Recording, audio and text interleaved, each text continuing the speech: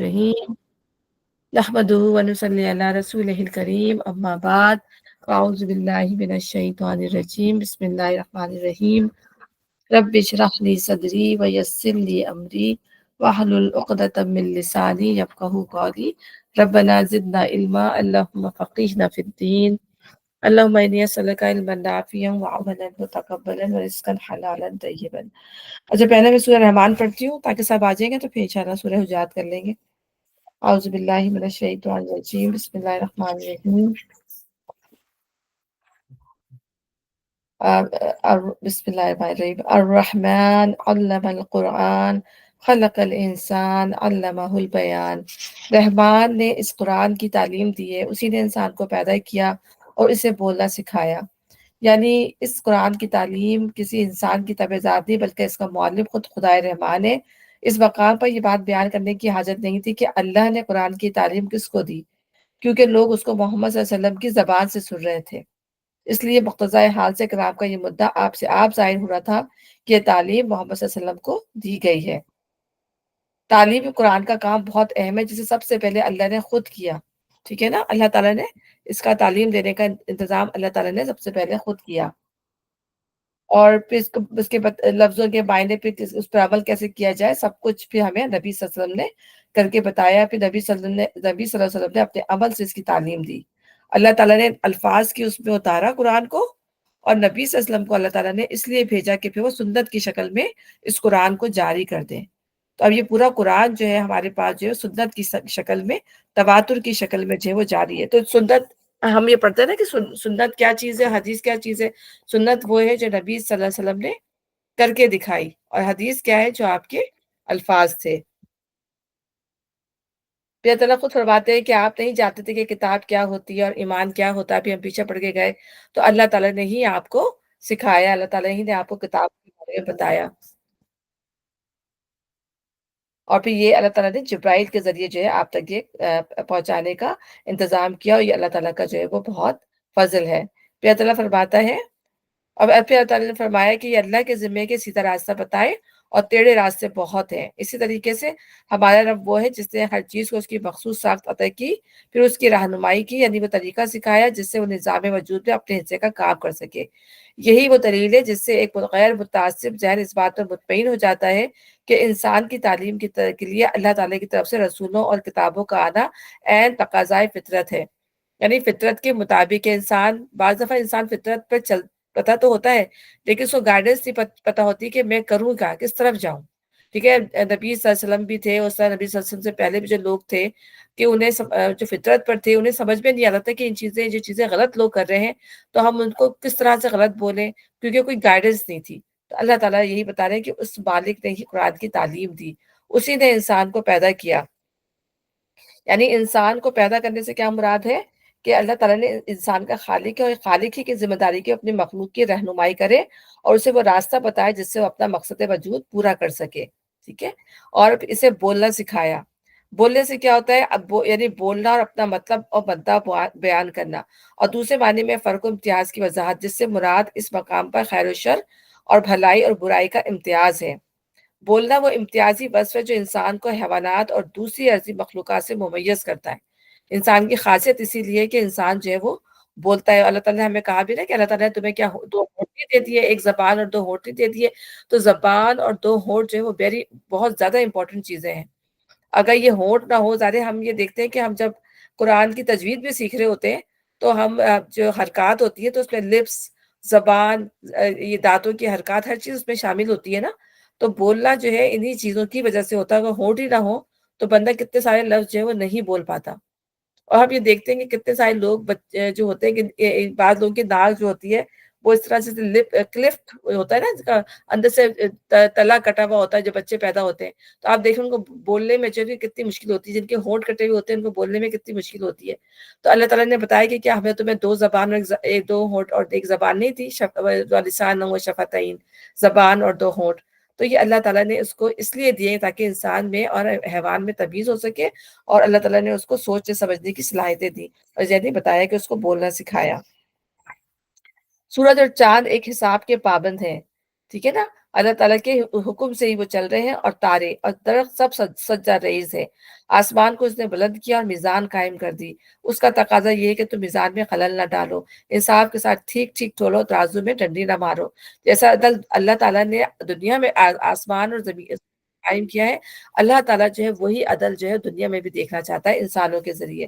اس لیے اللہ تعالیٰ فرما رہا ہے کہ اللہ تعالیٰ نے جب وہ عدل قائم کر دیا ہے، ہمیں بھی جو ہے متوازن کائنات میں رہتے ہوئے ہمیں بھی وہ عدل دنیا کے اندر جو ہے وہ قائم کرنا ہے۔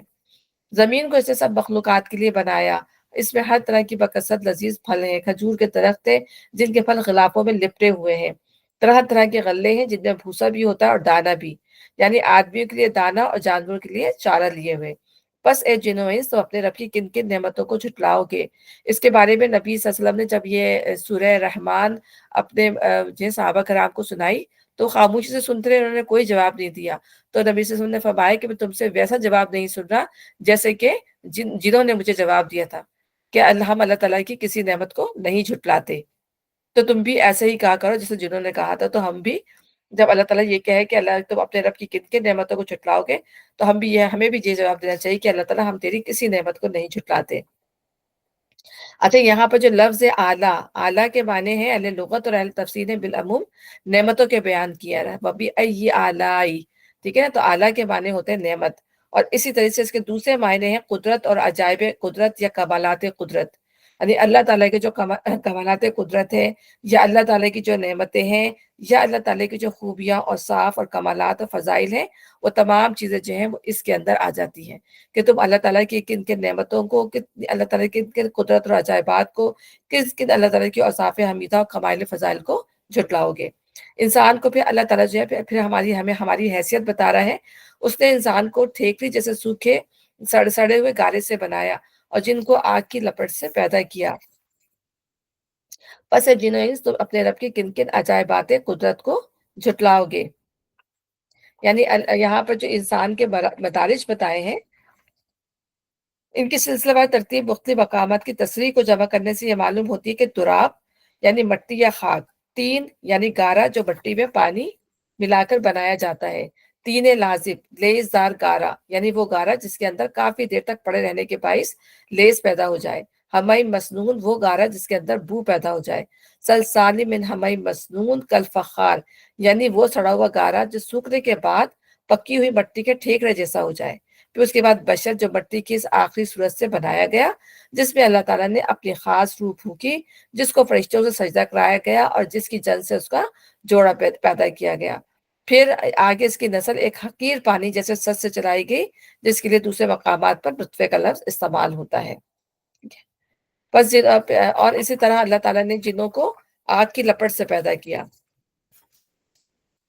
تو پس اے جنوں انس، تو اپنے رب کی کن کن عجائبات قدرت کو جھٹلاؤ گے؟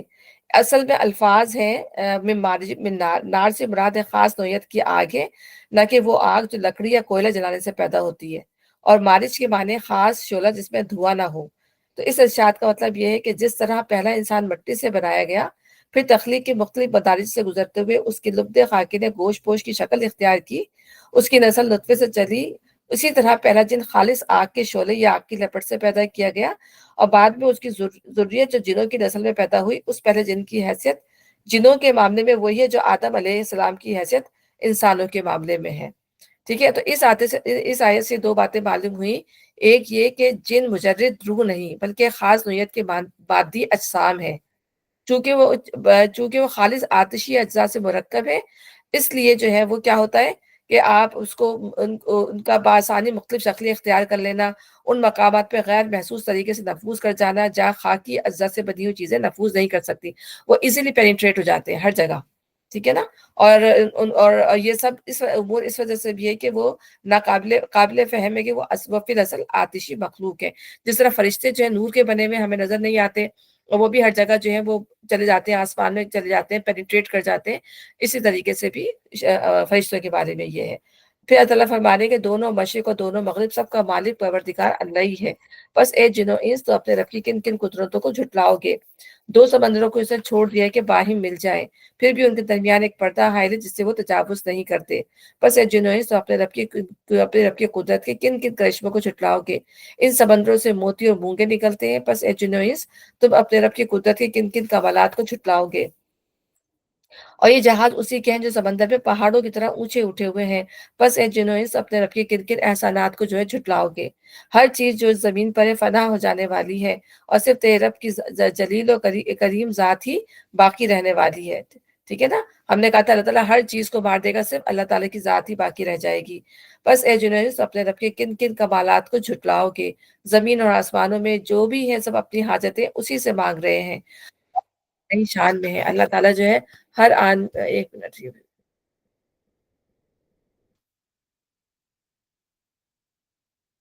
और हमने देखा ना हर आन वो नई शान में है। हमने ये देखा किसको मार रहा है, किसको जिला रहा है, पानी बरसा रहा है, पौधे उगा रहा है। तो अल्लाह की शान जो है हमें रोज नजर आती है, रोज नई नई चीजें हमारे सामने निकल के आती हैं। कोई भी नई चीज जो होती है वो हो रही होती है, तो उसमें हमें अल्लाह ताला की जो है एक शान नजर आ रही होती है। तो यानी हर वक़्त इस कारगाए आलम में उसकी कारफ़रमाई का एक लामत्ताही सिलसिला जारी है। किसी को मार रहा है, किसी को जिला रहा है, किसी को उठा रहा है, किसी को गिरा रहा है, किसी को शिफ़ा दे रहा है, किसी को बीमारी में मुब्तला कर रहा है, किसी की डूबते को बचा रहा है, किसी तैरते को डुबो रहा है। मौजज़ात दिखा रहा है दुनिया के अंदर भी, क्योंकि मौजज़ात तो अभी भी होते हैं। ठीक है ना? कि कोई पता चला कोई जहाज़ से गिर गया तो वो बंदा बच भी गया। पाकिस्तान में एक जहाज़ गिरा था तो 2 लोग उसमें बच गए थे। तो ये अल्लाह ताला मौज़े दुनिया के अंदर भी दिखाता है। जिसको अल्लाह ताला बचाना चाहे, उसको कोई मार नहीं सकता, और जिसको अल्लाह ताला मारना चाहे, उसको कोई बचा नहीं सकता। पस ए जिन्हें तो अपने रब की किन-किन सिफ़ात हमीदा को झुटलाओगे, ए ज़मीन के बोझों। ठीक है ना? अल्लाह ताला यहाँ पर जिन्नो इंस को ज़मीन के बोझ कहते हैं। अनकरीब हम तुमसे बाज़ पुरस करने के लिए फ़ारिग हुए जाते हैं। फिर देख लेंगे तुम अपने रब के किन-किन एहसानात को झुटलाते हो। ए गिरो जिन्नो इंस, अगर तुम ज़मीन और आसमान की सरहदों से निकल कर भाग सकते हो, तो भाग देखो। नहीं भाग सकते, इसके लिए बड़ा ज़ोर चाहिए। यानी ज़मीन और आसमानों से मुराद कायनात या बिल अल्फ़ाज़ दीगर खुदा की खुदाई। आयत का मतलब ये है कि अल्लाह की गिरफ्त से बच निकला तुम्हारे बस में नहीं है। जिस बात पर उसकी तुम्हें खबर दी जा रही है, उसका वक्त आने पर तुम ख्वाह किसी भी जगह जगह भी हो, बहरहाल पकड़ ला जाएगा। और किसी जमीन में भी किसी इंसान को मौत आनी है, वो अपनी मौत को किसी जगह से बचा नहीं सकता कि हम यहाँ से बच के इस मुल्क में चले जाएं या उस मुल्क में निकल जाए। बहुत जहाँ आनी है, इंसान अल्लाह ताला जो इंसान को वहीं पहुंचा देता है। ठीक है ना? इसके लिए बड़ा ज़ोर चाहिए, और ज़ोर इंसान के अंदर है ही नहीं। अपने रब की किन-किन कुदरतों को तुम झुठलाओगे। भागने की कोशिश करोगे तो तुम पर आग का शोला और धुआँ छोड़ दिया जाएगा, जिसका तुम मुकाबला ना कर सकोगे। ए जिन्नो इंस, अपने रब की किन-किन कुदरतों का जो है इनकार करोगे। यानी उस शवास उस खालिस शोले के कहते हैं जिसके साथ धुआं ना हो, और नुहास उस खालिस धुएँ को कहते हैं जिसमें शोला ना हो। ये दोनों चीज़ें यके बाद दीगरे इंसानों और जिन्नों में उस हालत में छोड़ दी जाएँगी, जबकि वो अल्लाह ताला की बात से बचकर भागने की कोशिश करेंगे। फिर क्या बनेगी उस वक़्त जब आसमान फटेगा और लाल चमड़े की तरह सुर्ख हो जाएगा। कल हमने आसमान की मुतफ़र्रिक़ शक्लें पढ़ी ना, और फिर हमने कहा कि अज़ाब जब आएगा, क़यामत जब आएगी, तो आसमान की मुख़्तलिफ़ कैफ़ियतें होंगी। या तो वो ज़ोर-ज़ोर से हिल रहा होगा, ऐसा हिल रहा होगा जैसे झूला हिलता है। उसकी जो है बंदिशें जो है वो नरम पड़ जाएँगी, हमें पता है ना? और इसी तरीके से जो है वो चाँद, सूरज, सितारे मिलाकर एक कर दिए जाएँगे। अब यहाँ बता रहा है अल्लाह ताला के वो लाल चमड़े की तरह जो है वो सुर्ख़ हो जाएगा। तो ए जिन्नो इंस, तुम अपने रब की किन-किन कुदरतों को झुठलाओगे। उस रोज़ किसी इंसान और किसी जिन से उसका गुनाह पूछने की ज़रूरत ना होगी। ठीक है ना? अल्लाह ताला, वो तो अल्लाह ताला एज़ अ प्रूफ उनको जाएगा और उनके बारे में पूछेगा। बल्कि इंसान का जो है पूरा नामा-ए-अमाल इस दुनिया के अंदर जो है तैयार हो रहा है। ना सिर्फ नामा-ए-अमाल तैयार हो रहा है, बल्कि जो वो आसार दुनिया में छोड़ के जा रहा है, अपने जिस्म पे जो छोड़ रहा है, अपने आबा-ओ-अजदाद यानी अपने बच्चों में या घर वालों में छोड़ के जा रहा है, लोगों में छोड़ के जा रहा है, वो सब गवाही के तौर पे जो है वो हासिल कर दी जाएँगी। फिर देख लिया जाएगा कि तुम दोनों गिरोह अपने रब के किन-किन एहसानात का इनकार करते हो। मुजरिम वहाँ पे चेहरों से पहचान लिए जाएँगे, और इन्हें पेशानी के बाल और पाँव पकड़-पकड़ कर घसीटा जाएगा। यानी यहाँ पर मुतकब्बिर के बारे में बताया जा रहा है, जो मुतकब्बिर थे, ज़ालिम थे, जो लोगों के साथ इसी तरह सलूक करते थे। यहाँ पर ये इन ज़ालिमों का बदला इस तरह से लिया जाएगा, क्योंकि जो ये शख्स जो ज़ुल्म करता है ना, उसका उसका क्या वो कैसे करता है? वो लोगों को पकड़ के घसीटता है, लोगों को धक्के देता है, लोगों को मारता है। तो अल्लाह ताला कह रहा है, ये इसका ज़िल्लत और रुसवाई के लिए ये टर्म यूज़ की गई है कि पेशानी के बाल पकड़ना और घसीटते हुए ले जाना। इतनी ज़्यादा ज़िल्लत और रुसवाई में सबके सामने अल्लाह ताला जो है उनको लेकर जहन्नम में जो है डलवा देगा। یہ وہی جہنم جس کو مجرمین جھوٹ قرار دیا کرتے تھے، اسی جہنم کو کھولتے ہوئے پانی کے درمیان وہ گردش کرتے رہیں گے، پھر اپنے رب کی کن کن قدرتوں کو تم جھٹلاؤ گے۔ اللہ تعالیٰ محفوظ فرمائے۔ اور وہ شخص نے جو اپنے رب کی حضور پیش ہونے کا خوف رکھتا ہو، دو باغ ہیں، ٹھیک ہے نا، دو باغ اللہ تعالیٰ نے یہ فرمائے، اور اس کے بعد مزید دو باغ اللہ تعالیٰ نے فرمائے، وہ ان لوگوں کے لیے ہیں جو اللہ تعالیٰ سے دنیا میں زندگی ڈرتے ہوئے گزارتے تھے۔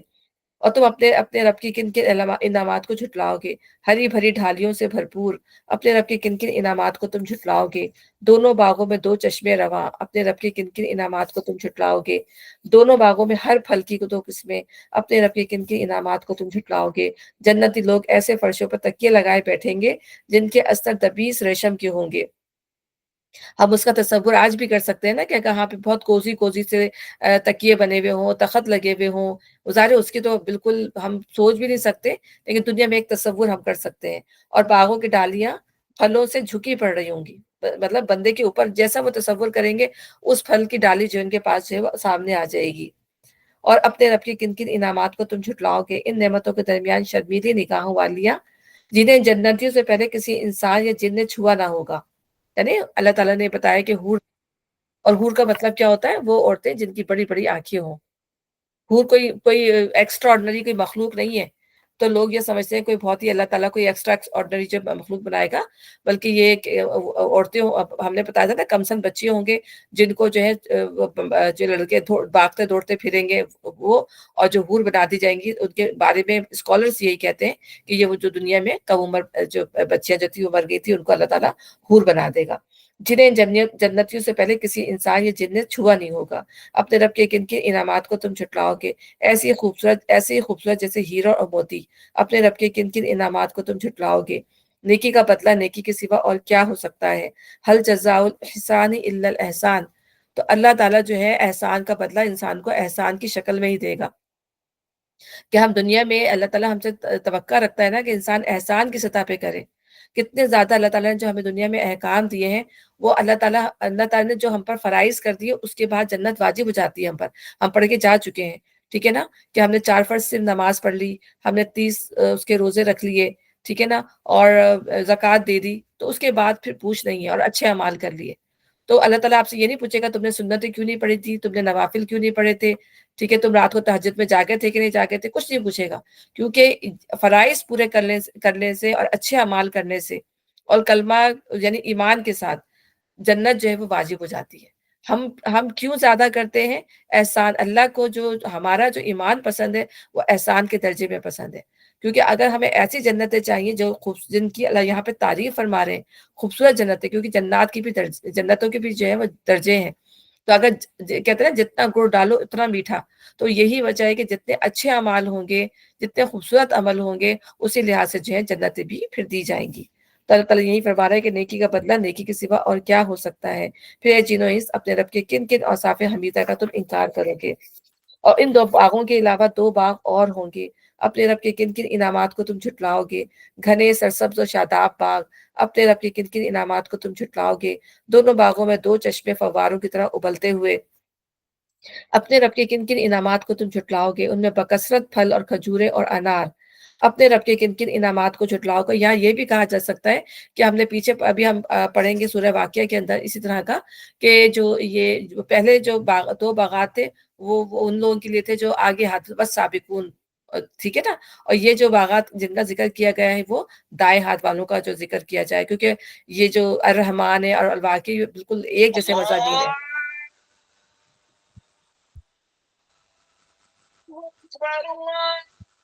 کیونکہ ان کے مضامین ایک ہی طرح سے ہیں، تو اس سے یہ بھی کیا جا سکتا ہے کہ یہ دائیں بازو والے، کیونکہ یہاں پر اللہ تعالیٰ نے اس میں کہا ہے کہ دا ختم ہونے والی نعمتیں ہیں، تو اس میں بھی دا ختم ہونے والی ہیں، لیکن اس میں جو ہم پڑھ رہے ہیں اس میں حوریں بھی ہیں، لیکن یہاں پہ اللہ تعالیٰ نے حوروں کا بھی ذکر کیا اور خواتین کا بھی ذکر کیا ہے نا، اور اس میں جو ہے اللہ تعالیٰ نے، ایک منٹ،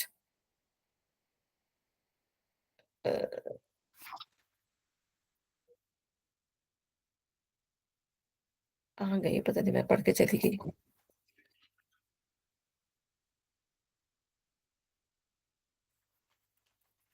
دو باغوں میں ہر پھل کی دو قسمیں، یعنی کہ بے تحاشا پھل ہوں گے، اور یہاں پر اللہ تعالیٰ نے جو ہے بکثرت پھل اور کھجورے اور انار خاص طور پہ ناموں کا ذکر کیا ہے۔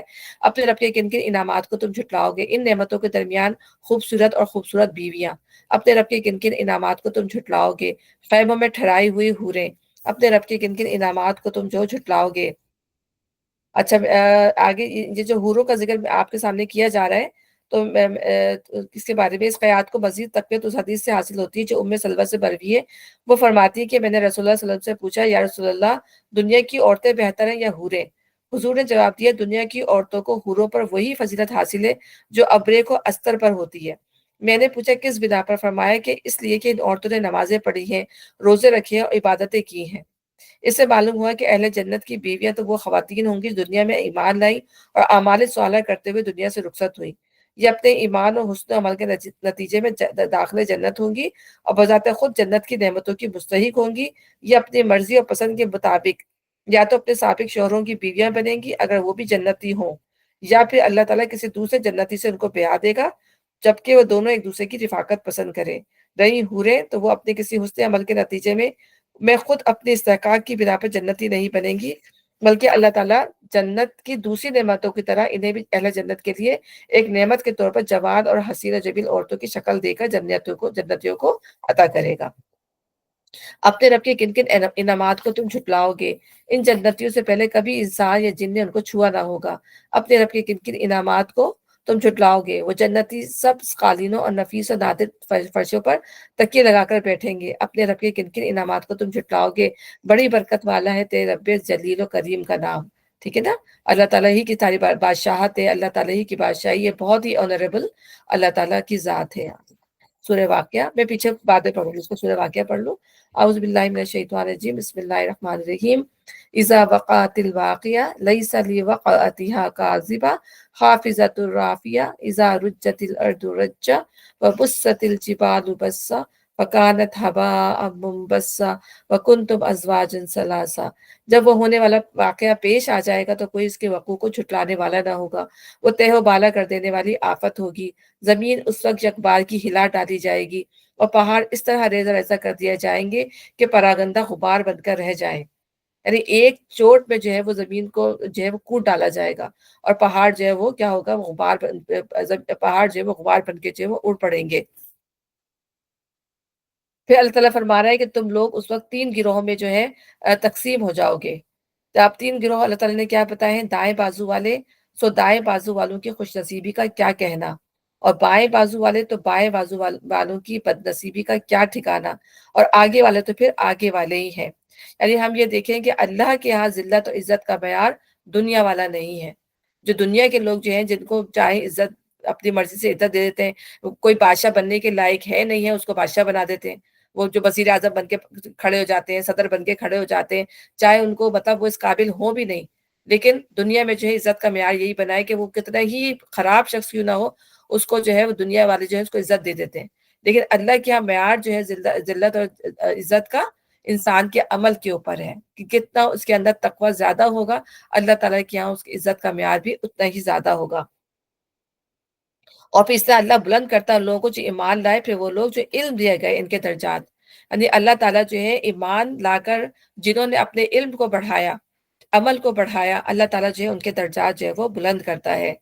اور ہر علم کے والے کے اوپر ایک علم جو ہے ایک علم والا ہوتا ہے، یعنی اللہ سبحانہ تعالیٰ، اور آخر درجوں کے لحاظ سے سب سے بڑی ہے اور فضیلت کے لحاظ سے بھی سب سے بڑی ہے۔ ٹھیک ہے نا؟ تو ہمیں اور عمل اور جزا کے لحاظ سے جو ہے دائیں بازو والوں کی بھی تعریف کی گئی ہے۔ ٹھیک ہے؟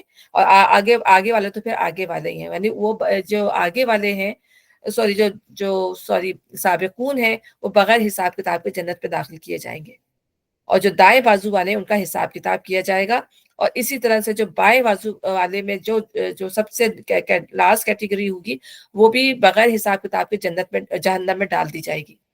تو کچھ لوگ ایسے ہیں جو جنت میں بغیر حساب کتاب کے چلے جائیں گے، اور کچھ لوگ ایسے ظالم ہوں گے کہ وہ بغیر حساب کتاب کے جو ہے وہ جہنم میں چلے جائیں گے۔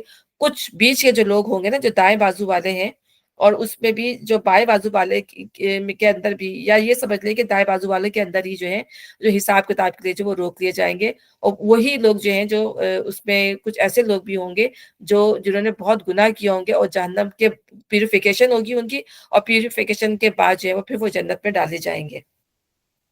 اور یہ جو اللہ تعالیٰ جہاں پہ کہہ رہا ہے نا کہ بائیں بازو والوں کی بدنصیبی کا ٹھکانہ، تو یہ وہ بدنصیب ہیں جن کو جو ہے اللہ تعالیٰ جہنم میں ڈال دے گا، اور کیونکہ وہ تکبر کرنے والے تھے، کفر و شرک کرنے والے تھے، غرور اور خود پسندی جن کی عادت تھی، تو یہ ان کی یہاں پر، اور وہ کہا جاتا ہے کہ یہ لوگ جو ہے چونٹیوں کی شکل میں اٹھائے جائیں گے۔ تو کیوں چونٹیوں کی شکل میں اٹھائے جائیں گے؟ کیونکہ ان کو دکھایا جائے گا، جو تکبر کرتے تھے تو وہ اپنے جو دنیا میں لوگوں کو چونٹیوں کی طرح سمجھتے تھے، ان کو کچل دینا چاہتے تھے، تو اللہ تعالیٰ ان کو قیامت کے دن جو ہے وہ چونٹیوں کی، ہم کہتے ہیں نا کسی کو چونٹیوں کی شکل میں اٹھائے گا، کسی کو جو ہے بلائنڈ اٹھائے گا، تو وہ کہے گا مجھے کیوں بلائنڈ اٹھایا اللہ تعالیٰ نے، کیوں مجھے اندھا اٹھایا؟ تو کہا گیا کہ اس لیے کہ تو دنیا میں جو تھا وہ اندھا بنا پھرتا تھا، اس لیے تجھے جو ہے اندھا کیا گیا۔ تو وہ جس طرح جس حال میں انسان دنیا میں مرا ہوگا، اسی حال میں بھی اللہ تعالیٰ جو ہے کہہ رہا ہے کہ انسان کو جو ہے اٹھایا جائے گا۔ تو آگے والے تو پھر آگے والے ہی ہیں، وہی تو مقرب لوگ ہیں، نعمت بھری جنتوں میں رہیں گے، اگلوں میں سے بہت ہوں گے اور پچھلوں میں سے جو ہے سے کم ہوں گے، ٹھیک ہے نا؟ تو اگلوں میں سے زیادہ، اگلوں سے مراد یہ ہے، اگر ہم یہ دیکھیں گے اگر نبی کے ساتھ جو بھی لوگ ہوتے ہیں وہ اگلے ہوتے ہیں، اس کے بعد جو آنے والے ہوتے ہیں وہ آہستہ آہستہ ان کے اعمال میں پھر خرابی آ جاتی ہے، لیکن ان میں بھی بعض لوگ ایسے ہوتے ہیں جو اس درجے کو پہنچ جاتے ہیں جیسے صحابہ کرام کے درجے ہیں، اپنے عمل میں، اپنے نیک کاموں میں، اپنے حق کی شہادت دینے کے درجے میں، لوگوں کو بات پہنچانے کے درجے میں، اللہ تعالیٰ جو ہے ان کو اس مقام تک پہنچا دیتا ہے، لیکن اللہ تعالیٰ کہہ رہا ہے وہ بہت کم ہوتے ہیں۔ لیکن جو انبیاء کے ساتھ جو لوگ ہوتے ہیں وہ مقربین میں ہی ہوتے ہیں، اور ہر انبیاء کے ساتھ، تو اللہ تعالیٰ یہ فرمایا نا کہ اگلوں میں سے بہت ہوں گے، پچھلوں سے، یہ ہر انبیاء کے زمانے کے لوگ ہوں گے۔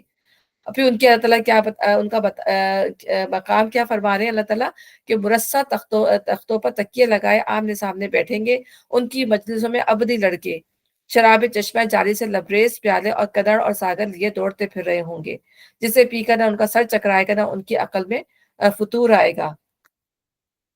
یعنی ان کے کھانے، ان کی بدنی خواہش بھی پوری ہوگی اور قلبی خواہش بھی جو ہے ساری پوری ہو جائیں گی، اور اللہ تعالیٰ، اور سب سے بڑی پوری خواہش کیا کی جائے گی کہ وہ اللہ تعالیٰ کو دیکھیں گے، اور وہ سب سے زیادہ بڑی ان کی جو خواہش تھی اللہ تعالیٰ اس کی پوری کرے گا۔ اور پھر ٹھیک ہے، اس کے بعد کیا ہے؟ ہاں، پھر وہ جو ابدی لڑکے جو ہیں، اس سے مراد ایسے لڑکے ہیں جو ہمیشہ لڑکے ہی رہیں گے، ان کی عمر ہمیشہ ایک ہی حالت پر ٹھہری رہے گی۔ حضرت علی حضرت حسن بصری فرماتے ہیں یہ اہل دنیا کے وہ بچے ہیں جو بالغ ہونے سے پہلے مر گئے، اس لیے نہ ان کی کچھ نیکیاں ہوں گی کہ ان کی جزا پائیں، نہ بدیاں ہوں گی کہ ان کی سزا پائیں، لیکن ظاہر بات ہے کہ اس سے مراد صرف وہی اہل دنیا ہو سکتے ہیں جن کو جنت نصیب نہ ہوئی ہو۔ رہے مومنین صالحین، تو ان کے بارے میں اللہ تعالیٰ نے خود قرآن میں ضمانت دی ہے کہ ان کی ذریت ان کے ساتھ جنت میں لا ملائی جائے گی، جن کے بچے اگر مر بھی گئے تھے تو ان کو قیامت کے دن ماں باپ سے ملا دیا جائے گا، اور وہ ان کے سامنے طرح طرح کے لذیذ پھل پیش کریں گے کہ جسے چاہے چن لیں، اور پرندوں کے گوشت پیش کریں گے کہ جس پرندے کا چاہے استعمال کر لیں، اور ان کے لیے خوبصورت آنکھوں والی حوریں ہوں گی، ایسے حسین جیسے چھپا کر رکھے ہوئے موتی۔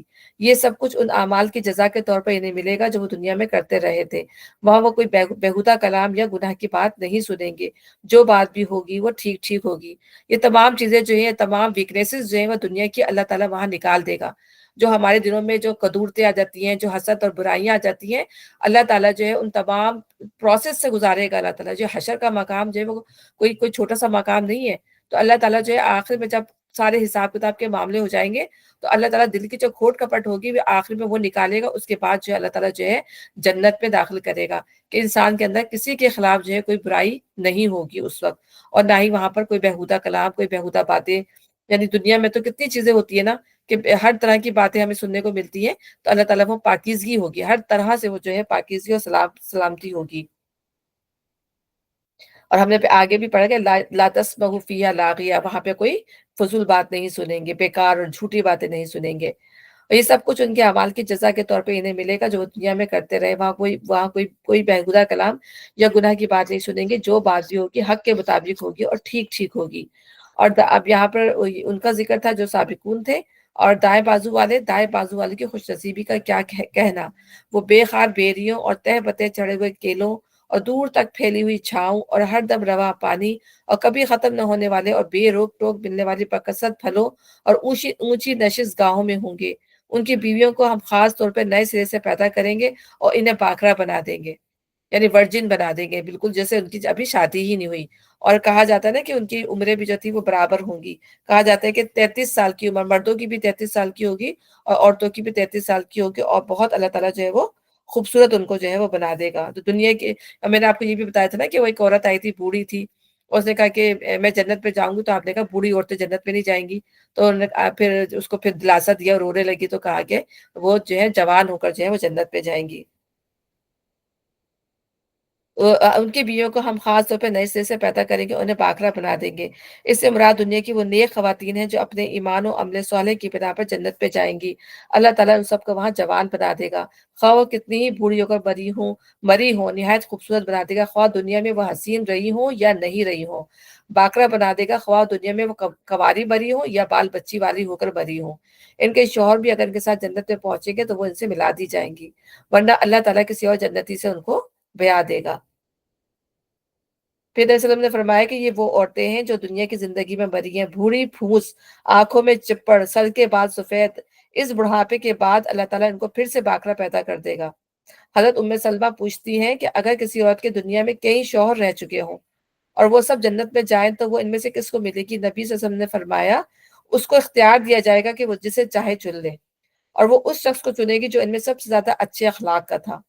وہ اللہ تعالیٰ سے عرض کرے گی کہ اے رب، اس کا برتاؤ میرے ساتھ سب سے اچھا تھا، اس لیے مجھے اس کی بیوی بنا دے۔ اے ام سلمہ، حسن اخلاق دنیا اور آخرت کی ساری بھلائی لوٹ لے گیا۔ یعنی اخلاق سب سے بہتر ہے۔ اللہ تعالیٰ ہمیں توفیق دے کہ اپنے اخلاق سب سے بہترین کرے، کہ اعمال میں سب سے بھاری چیز جو ہے ایمان کے بعد جو ہے وہ اخلاق ہوگی انسان کی۔ وہ جو اگر کسی کے اخلاق اگر خراب ہوئے تو وہ جو ہے اس درجات کو جو ہے وہ کم کر دے گی۔ یہ کیا فائدہ انسان جو ہے دنیا میں عبادتیں بھی اتنی کی ہیں، بہت شرمندگی ہوتی ہے بعض دفعہ ہم جب اپنا حال دیکھتے ہیں۔ صحیح بات ہے، کیا انسان کا جو ہے یہ ہماری عبادتیں اور یہ سب کچھ بھی ہے، اگر ہمارے اخلاق بہترین نہیں ہے تو یہ سب چیزیں جو ہے ایک طرف ہو جائیں گی۔ اخلاق سب سے زیادہ جو ہے، اور نبی صلی اللہ علیہ وسلم کو اخلاق کے اعلیٰ معیار پہ اللہ تعالیٰ نے رکھا ہے، انہوں نے کر کے دکھایا کہ اخلاق جو ہے بہترین اخلاق ہوتے کیا ہیں۔ اللہ تعالیٰ ہمیں توفیق دے کہ اعمال میں سب سے بھاری چیز جو ہمارے اخلاق ہوں گے۔ اب پھر اسے بتایا کہ اپنے شوہروں کی عاشق اور عمر میں ہمسن، یہ کچھ دائیں بازو والوں کے لیے ہے، وہ اگلوں میں سے بہت ہوں گے اور پچھلوں میں سے بھی بہت ہوں گے۔ یعنی اس طرح کے لوگ جو بیچ کے لوگ ہوں گے وہ اگلوں میں سے بھی، یعنی کہ عمل میں جو اچھائیاں بھی ہوں گی اور برائیاں بھی ہوں گی۔ تو زیادہ ہم لوگ دیکھ لیں کہ ہمارے عملوں میں اچھائیاں بھی ہیں اور برائیاں بھی ہیں، لیکن کوشش کرنا چاہیے کہ اللہ تعالیٰ ہمیں اچھے لوگوں میں، مطلب بس اور آگے جنت الفردوس میں اللہ سے دعا مانگنی چاہیے کہ اللہ تعالیٰ ہمیں جنت الفردوس میں داخل فرمائے، آمین۔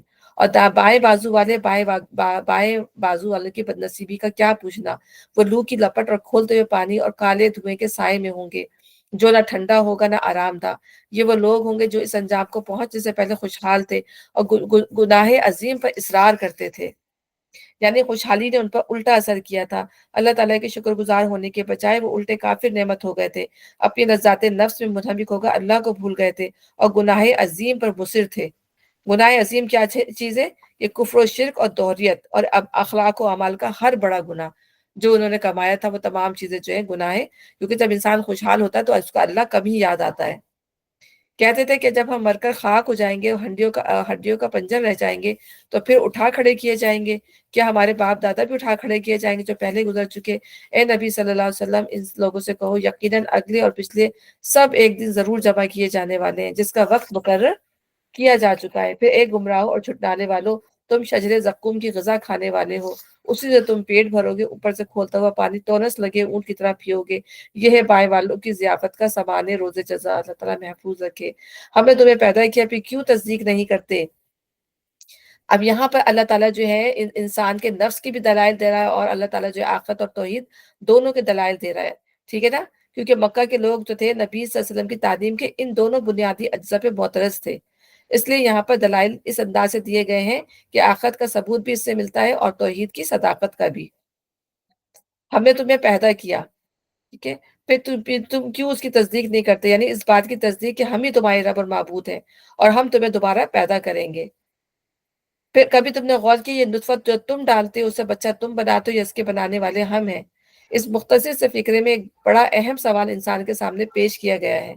دنیا کی تمام دوسری چیزوں کو چھوڑ کر انسان اگر صرف اسی ایک بات پر غور کرے کہ وہ خود کس طرح پیدا ہوا ہے تو اسے نہ قرآن کی تعلیم توحید پہ کوئی شک رہ سکتا ہے نہ اس کی تعلیم آخرت میں۔ انسان آخر اس طرح تو پیدا ہوتا ہے کہ مرد اپنا نطفہ عورت کے رحم تک پہنچا دیتا ہے، مگر کیا اس نطفے میں بچہ پیدا کرنے اور لازماً انسان ہی کا بچہ پیدا کرنے کی صلاحیت آپ سے آپ پیدا ہو گئی ہے؟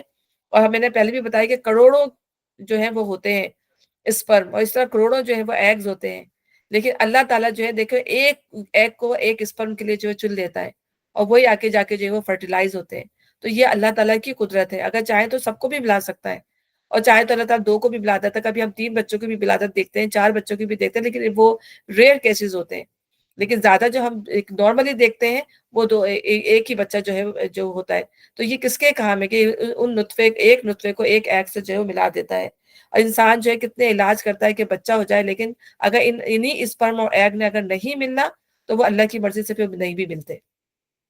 تو یہ اللہ تعالیٰ کی کتنی بڑی صداقت ہے اللہ تعالیٰ کے رب ہونے کی۔ تو اس سے بچہ تم بناتے ہو یا اس کے بنانے والے ہم ہیں۔ ہم نے تمہارے درمیان موت کو تقسیم کیا، اور پھر آئے دن جو ہے انسان موت کو بھی دیکھتا ہے کہ کوئی کم عمر میں چلا جاتا ہے، کوئی ادھیڑ عمر میں چلا جاتا ہے، کوئی بچپن میں چلا جاتا ہے، کوئی بڑھاپے میں چلا جاتا ہے۔ تو موت جو ہے وہ روزانہ انسان کسی نہ کسی شکل میں جو ہے انسان کو نظر آ رہی ہوتی ہے، اس کے باوجود بھی جو ہے وہ اللہ پر ایمان نہیں لا رہا ہوتا، اور ہم اس سے عاجز ہیں کہ تمہاری شکلیں بدل دیں اور کسی ایسی شکل میں تمہیں پیدا کر دیں جس کو تم نہیں جانتے۔ ٹھیک ہے نا؟ یہ بھی اللہ تعالیٰ کی جو ہے قدرت میں سے ہے کہ اللہ تعالیٰ چاہے، اور ہم دیکھتے ہیں کہ اللہ تعالیٰ نے جب جن قوموں پر عذاب بھیجا تو اللہ تعالیٰ نے اپنی قدرت سے ان کو بندر بھی بنایا، اللہ تعالیٰ نے کہا ان کو سور بھی بنا دیا۔ تو اللہ تعالیٰ کی قدرت سے کوئی بھی چیز دور نہیں ہے۔ تو دنیا میں بھی اللہ تعالیٰ انسان کو یہ انجام دکھا سکتا ہے کہ جس شکل میں چاہے، اور ہم یہ دیکھتے ہیں کہ بعض دفعہ اللہ تعالیٰ جو بچہ بھی کوئی پیدا ہوتا ہے تو ایسی شکل ہو رہی ہوتی ہے بعض دفعہ، بہت ریئر کیسز کے اندر، کہ وہ پتہ ہی نہیں چلا ہوتا کہ انسان کا بچہ یہ کیا ہے۔ ٹھیک ہے نا؟ تو اللہ تعالیٰ ہمیں دنیا کے اندر بھی یہ چیزیں دکھا دیتے ہیں، اور ہم اس سے عاجز نہیں کہ تمہاری شکلیں بدل دیں اور کسی ایسی شکل میں تمہیں پیدا کرتے جس کو تم نہیں جانتے۔ اپنی پہلی پیدائش کو تو تم جانتے ہو، پھر کیوں سبق نہیں لیتے؟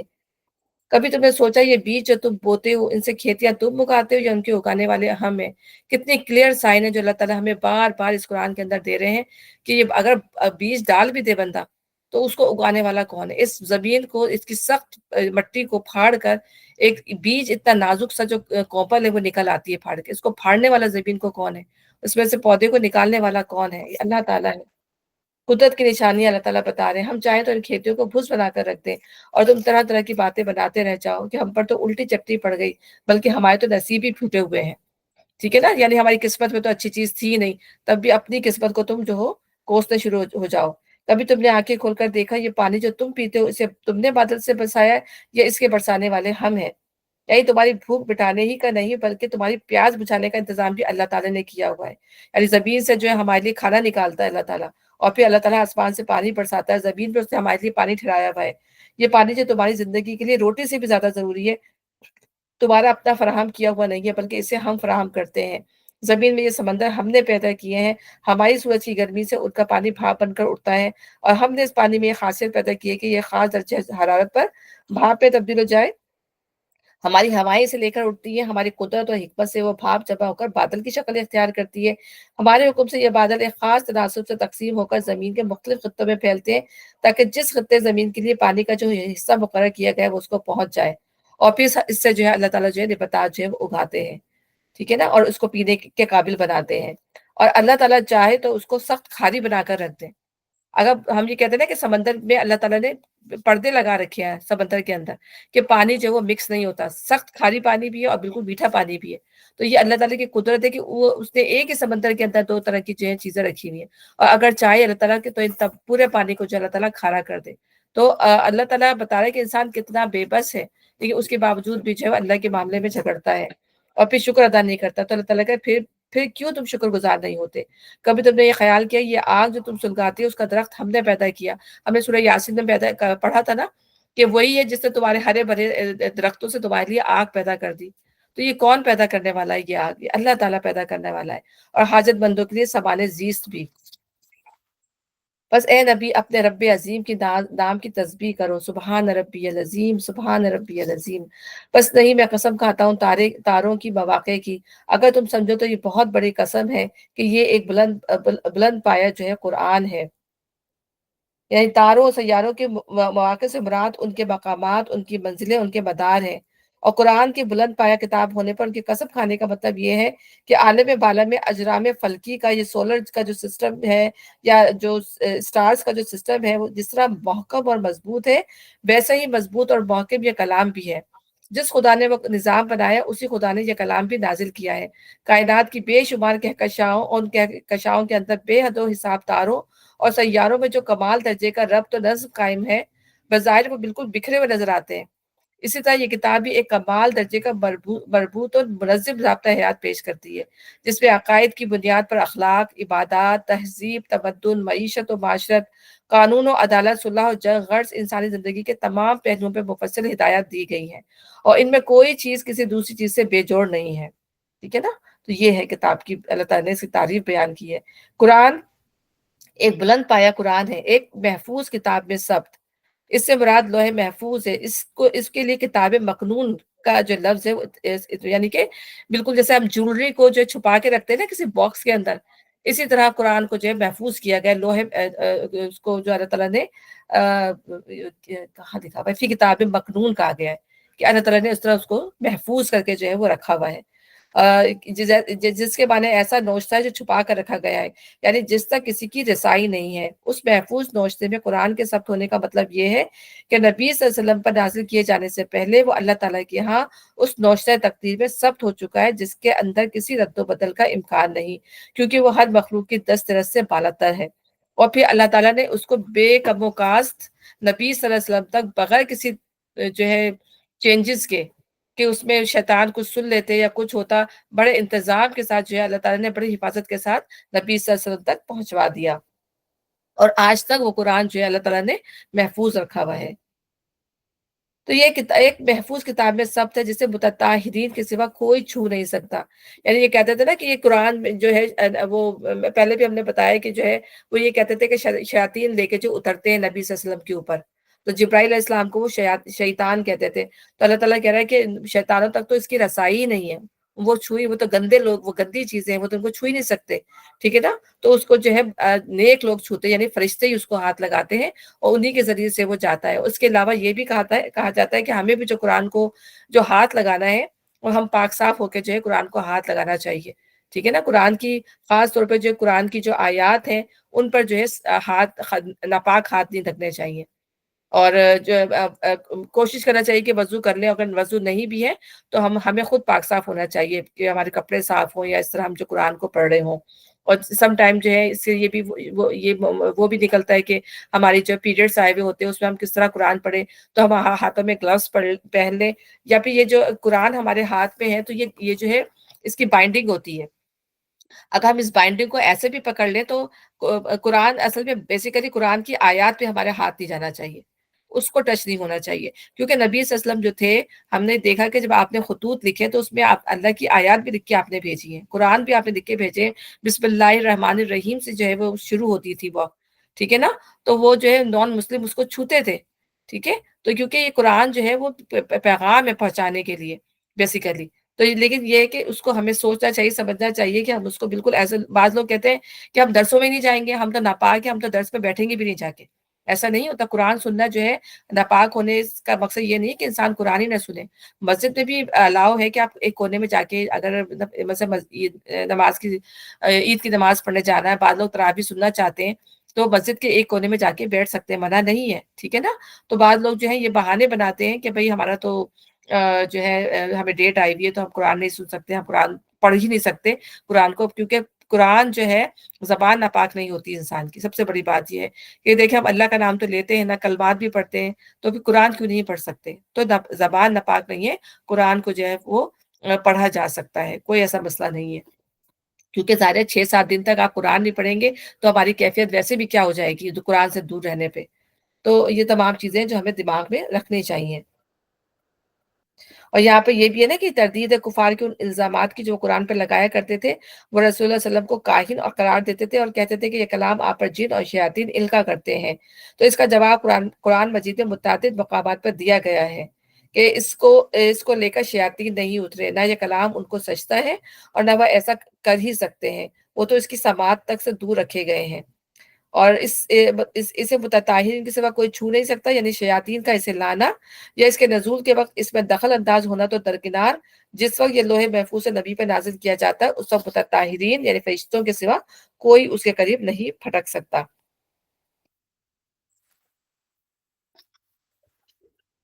یہ رب العالمین کا نازل کرتا ہے، پھر کیا اس کلام کے ساتھ تم بے اعتنائی برتتے ہو اور اس نعمت میں اپنا حصہ تم نے یہ رکھا ہے کہ اسے جھٹلاتے ہو؟ یعنی تمہیں اتنا قیمتی قرآن تھا، اللہ تعالیٰ ہمیں خود فرماتا ہے کہ جب یہ چیز تم پر جو نازل ہوئی ہے تمہیں تو اس پہ خوشیاں منانی چاہیے، ٹھیک ہے نا؟ تو اب یہاں اللہ تعالیٰ فرمایا کہ تم ہی سب سے پہلے جو ہے اس کو جھٹلا رہے ہو، یہ کتاب تم پر نازل کر دی گئی ہے۔ اب اگر تم کسی کے محکوم نہیں ہو اور اپنے اس خیال میں سچے ہو تو جب مرنے والی کی جان حلق تک پہنچ چکی ہوتی ہے اور تم آنکھوں دیکھ رہے ہوتے کہ وہ مر رہا ہے، اس وقت اس کی نکلتی ہوئی جان کو واپس کیوں نہیں لے آتے؟ تمہیں اپنے اوپر اتنا بھروسہ ہے اگر تو اس وقت تمہاری بنسبت ہم اس کے زیادہ قریب ہوتے ہیں مگر تم کو نظر نہیں آتے۔ پھر وہ مرنے والا اگر مقربین میں سے ہو تو اس کے لیے راحت اور عمدہ رزق اور نعمت بھری جنت ہے، اور اگر وہ اصحاب یمین میں سے ہو تو اس کا استقبال یوں ہوتا ہے کہ سلام ہے تجھے، تو اصحاب الیمین میں سے ہے۔ اور اگر وہ جھٹلانے والے گمراہ لوگوں میں سے ہو تو اس کی تواضع کے لیے کھولتا ہوا پانی اور جہنم میں جھونکا جانا۔ اللہ تعالیٰ ہمیں محفوظ رکھے۔ یہ سب کچھ قطعی حق ہے، بس اے نبی صلی اللہ علیہ وسلم اپنے رب عظیم کے نام کی تسبیح کیا کرو، سبحان ربی العظیم کہا کرو۔ اسی طرح اسی لیے نبی صلی اللہ علیہ وسلم جو تھے وہ رکوع میں اور سجدے میں جو تھے اللہ تعالیٰ کی جو ہے بہت زیادہ حمد و ثنا کرتے تھے۔ سبحان ربی العظیم رکوع میں کہا کرتے تھے اور سبحان ربی الاعلیٰ جو ہے سجدے میں کہا کرتے تھے، اس میں اور سبحان ربی العظیم رکوع میں کہا کرتے تھے۔ اب ہم آتے ہیں اس پر اپنا سورہ حجرات پر۔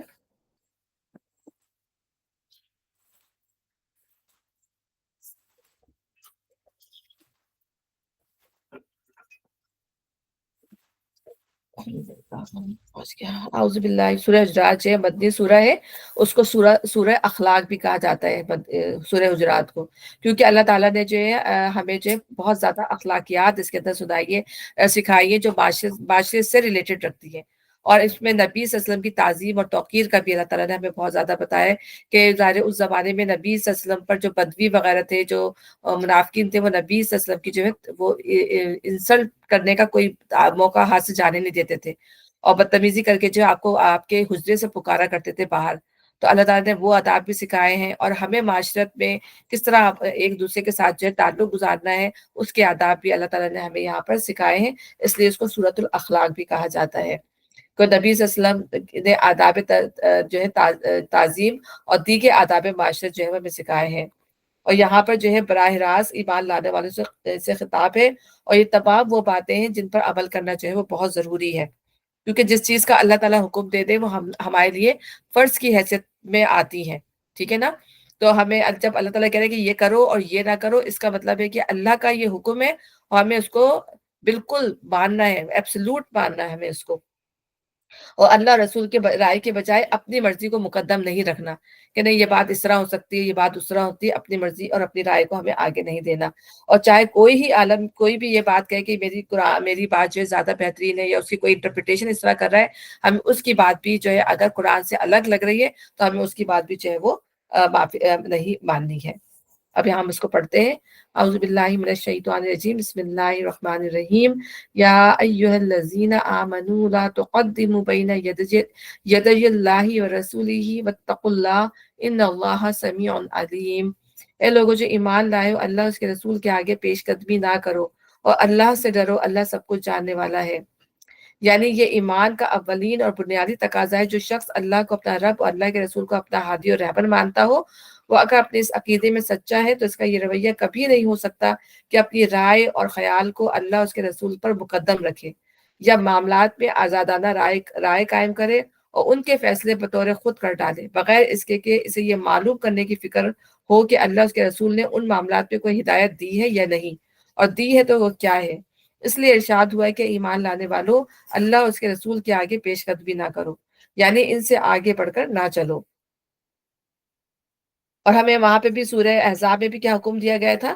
وہاں فرمایا گیا تھا کہ جس معاملے کا فیصلہ اللہ اور اس کے رسول نے کر دیا ہو، اس کے بارے میں کسی مومن کو خود کوئی الگ فیصلہ کرنے کا اختیار باقی نہیں رہتا، اور یہاں فرمایا گیا ہے کہ اہل ایمان کو اپنے معاملات میں پیش قدمی کر کے بطور خود فیصلے نہیں کرنا چاہیے، ٹھیک ہے؟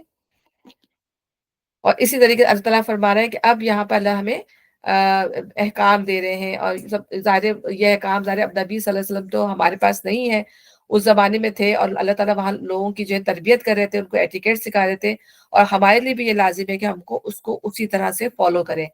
اے لوگوں جو ایمان لائے ہو، اپنی آواز نبی کے آواز سے بلند نہ کرو، اور نہ نبی کے ساتھ اونچی آواز سے بات کیا کرو، جس طرح تم آپس میں ایک دوسرے سے کرتے ہو۔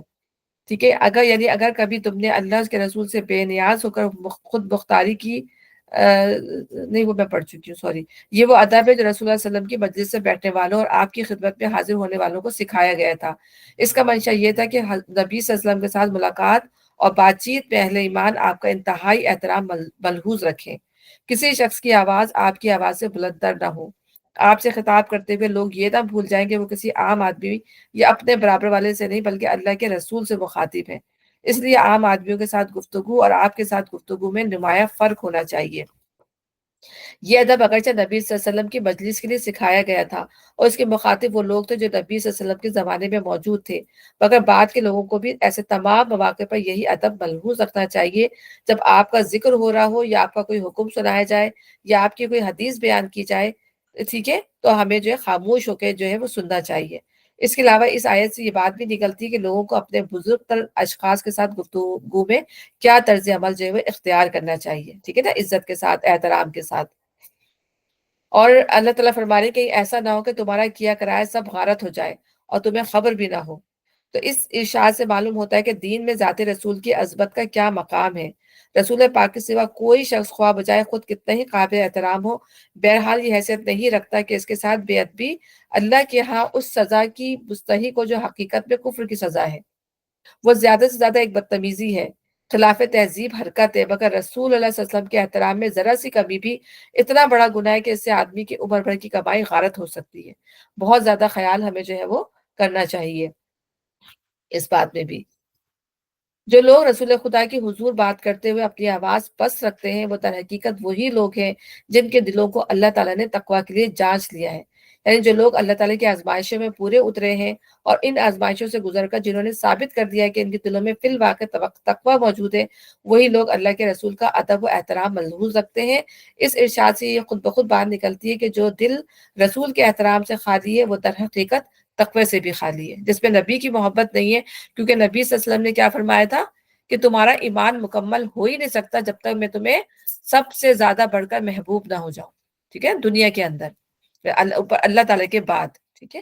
تو نبی سے محبت کا پھر کیا ہے، تو نبی سے محبت کا تقاضا یہ ہے کہ جب ان کا نام آئے یا ان کی کوئی بات ہو تو ہمیں عزت اور تعظیم کے ساتھ اس کو سننا ہے، اور نہ صرف سننا ہے، اس پر عمل بھی کرنا ہے، اور ان کے لیے مغفرت ہے اور اجر عظیم۔ اے نبی صلی اللہ علیہ وسلم، جو لوگ تمہیں حجروں کے باہر سے پکارتے ہیں، ان میں اکثر بے عقل ہیں۔ اگر تمہارے برآمد ہونے تک صبر کرتے تو انہی کے لیے جو ہے وہ بہتر تھا، کیونکہ ایک دفعہ جو ہے بنو تمیم کا ایک قافلہ آیا، اور انہوں نبی صلی اللہ علیہ وسلم جو تھے وہ قیلولہ کر رہے تھے، کیونکہ عرب کا جو تھا وہ خاص ایک وہ تھا قیلولہ کرنا۔ تو انہوں نے آتے ہی جو ہے وہ آ کے آپ کے جو حجرے کے باہر آ کے چلانا شروع کر دیا، یا محمد اخرج علینا، یا محمد اخرج علینا، شور مچانا شروع کر دیا۔ تو اللہ تعالیٰ نے جو ہے یہاں پر انہی کی بات فرمائی ہے کہ یہ بے عقل لوگ ہیں، ابھی ان کی تربیت نہیں ہوئی، ابھی ان کو نالج نہیں ہے، اور اسی لیے اللہ تعالیٰ جو ہے یہاں پر ادب و احترام سکھا رہے ہیں۔ اور ایک دفعہ جو ہے ہمیں یہ بھی پتہ چلتا ہے کہ حضرت ابو بکر، حضرت عمر جو ہے نبی صلی اللہ علیہ وسلم کی محفل میں ہی بیٹھے ہوئے تھے، اور آپس میں کسی بات پر جو ہے ان کی تو میں ہو گئی، یعنی کہ طرح آواز ان کی اونچی ہو گئی۔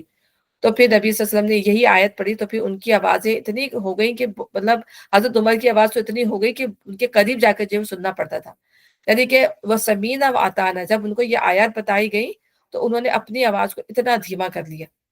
تو یہ تھی کہ جیسی کوئی بات ان کو پتہ چلتی تھی کہ اللہ نے فرمائی ہے، فوراً اس پہ جو تھے وہ عمل کر لیتے تھے۔ تو یہ اگر وہ تمہارے برآمد تک صبر کرتے تو انہی کے لیے بہتر تھا، اللہ درگزر کرنے والا اور رحیم ہے۔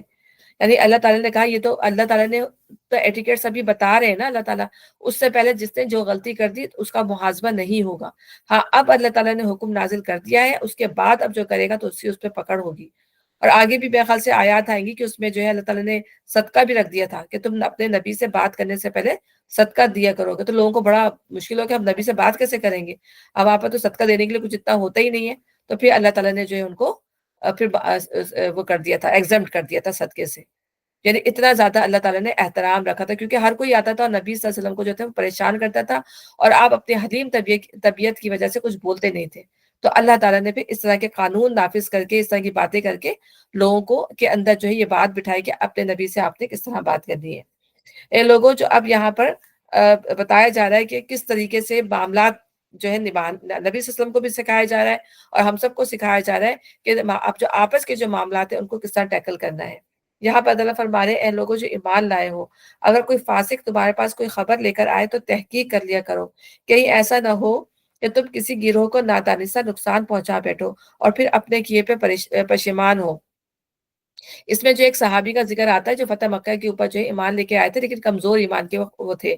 تو ان کو نبی صلی اللہ علیہ وسلم نے جو ہے بنی المستلق جو تھا، وہ یہودی قبیلہ تھا، وہاں سے خراج لانے کے لیے کہا تھا. تو وہ جو ہے وہاں پہنچے، تو وہاں پہنچ کے جو وہ ڈر گئے. ٹھیک ہے، اور پھر ڈر کے جو ہے واپس آ گئے اور آ کے جھوٹ جھوٹ نبی صلی اللہ علیہ وسلم سے کہہ دیا کہ انہوں نے جو ہے مجھے قتل کرنے کی وہ کر لی تھی، اور انہوں نے نہ ہی مجھے خراج دیا. ٹھیک ہے، اور تو جب ان سے یہ بات سنی نبی صلی اللہ علیہ وسلم نے، تو نبی صلی اللہ علیہ وسلم نے جو ہے، اور لوگوں نے بھی آپ کو مشورہ دیا کہ ہم جو ہے جنگ کی تیاری کرتے ہیں. لوگوں سے انہوں نے ایسا کیوں کیا، مطلب خراج دینے سے انکار کر دیا. تو اتفاق سے تھے وہ اسی وقت جو ہے وہ مستلق کے جو وہ تھے، جو لیڈر ہوتے ہیں، وہ کسی کام سے وہ نبی صلی اللہ علیہ وسلم کے پاس آ گئے، اور انہوں نے کہا کہ نہ ہم نے ان کو دیکھا، نہ ہم نے خراج کا جو ہے وہ منع کیا، ہم نے تو کچھ بھی نہیں کیا. تو پتہ چلا کہ انہوں نے جھوٹ کہا تھا. تو اس طریقے سے اللہ تعالیٰ یہاں پہ یہ آیت اسی سلسلے میں نازل کر رہے ہیں کہ پہلے تحقیق، جب پتہ ہو کہ کسی شخص کا ایمان جو ہے اتنا زیادہ فرم نہیں ہے، تو پھر جو ہے پہلے فرم کرو، تحقیق کرو، اس کے بعد جو، کیونکہ بہت بڑا فتنہ رونما ہو جاتا، اور بغیر ایک شخص کی بات کے اوپر جو ہے اتنے سارے لوگ جو ہے وہ مارے جاتے. تو یہاں اللہ تعالیٰ نے نبی صلی اللہ علیہ وسلم کو تنبیہ کی ہے، اور پورے صحابہ کرام کو. تو ایسا نہ ہو کہ تم کسی گروہ کو نادانستہ نقصان پہنچا بیٹھو اور اپنے کیے پر پشیمان ہو. خوب جان رکھو کہ تمہارے درمیان اللہ کا رسول موجود ہے، اگر وہ بہت سے معاملات میں تمہاری بات مان لیا کرے تو تم لوگ خود ہی مشکلات میں مبتلا ہو جاؤ. یعنی یہ جو معاملہ تھا، اس میں جو ہے لوگوں نے آپ کو اکسایا کہ چلتے ہیں. نبی صلی اللہ علیہ وسلم ہو سکتا ہے وہ چاہ رہے ہو کہ میں کر لوں، معلومات کر لوں، لیکن لوگوں نے کہا نہیں نہیں، چلتے ہیں اور جنگ کرتے ہیں. تو اسی لیے یہاں پہ ان کو منع کیا جائے لوگوں کو کہ اگر تمہاری باتیں مان لیا کریں تو بعض دفعہ نقصان بھی اٹھانا پڑ جاتا ہے.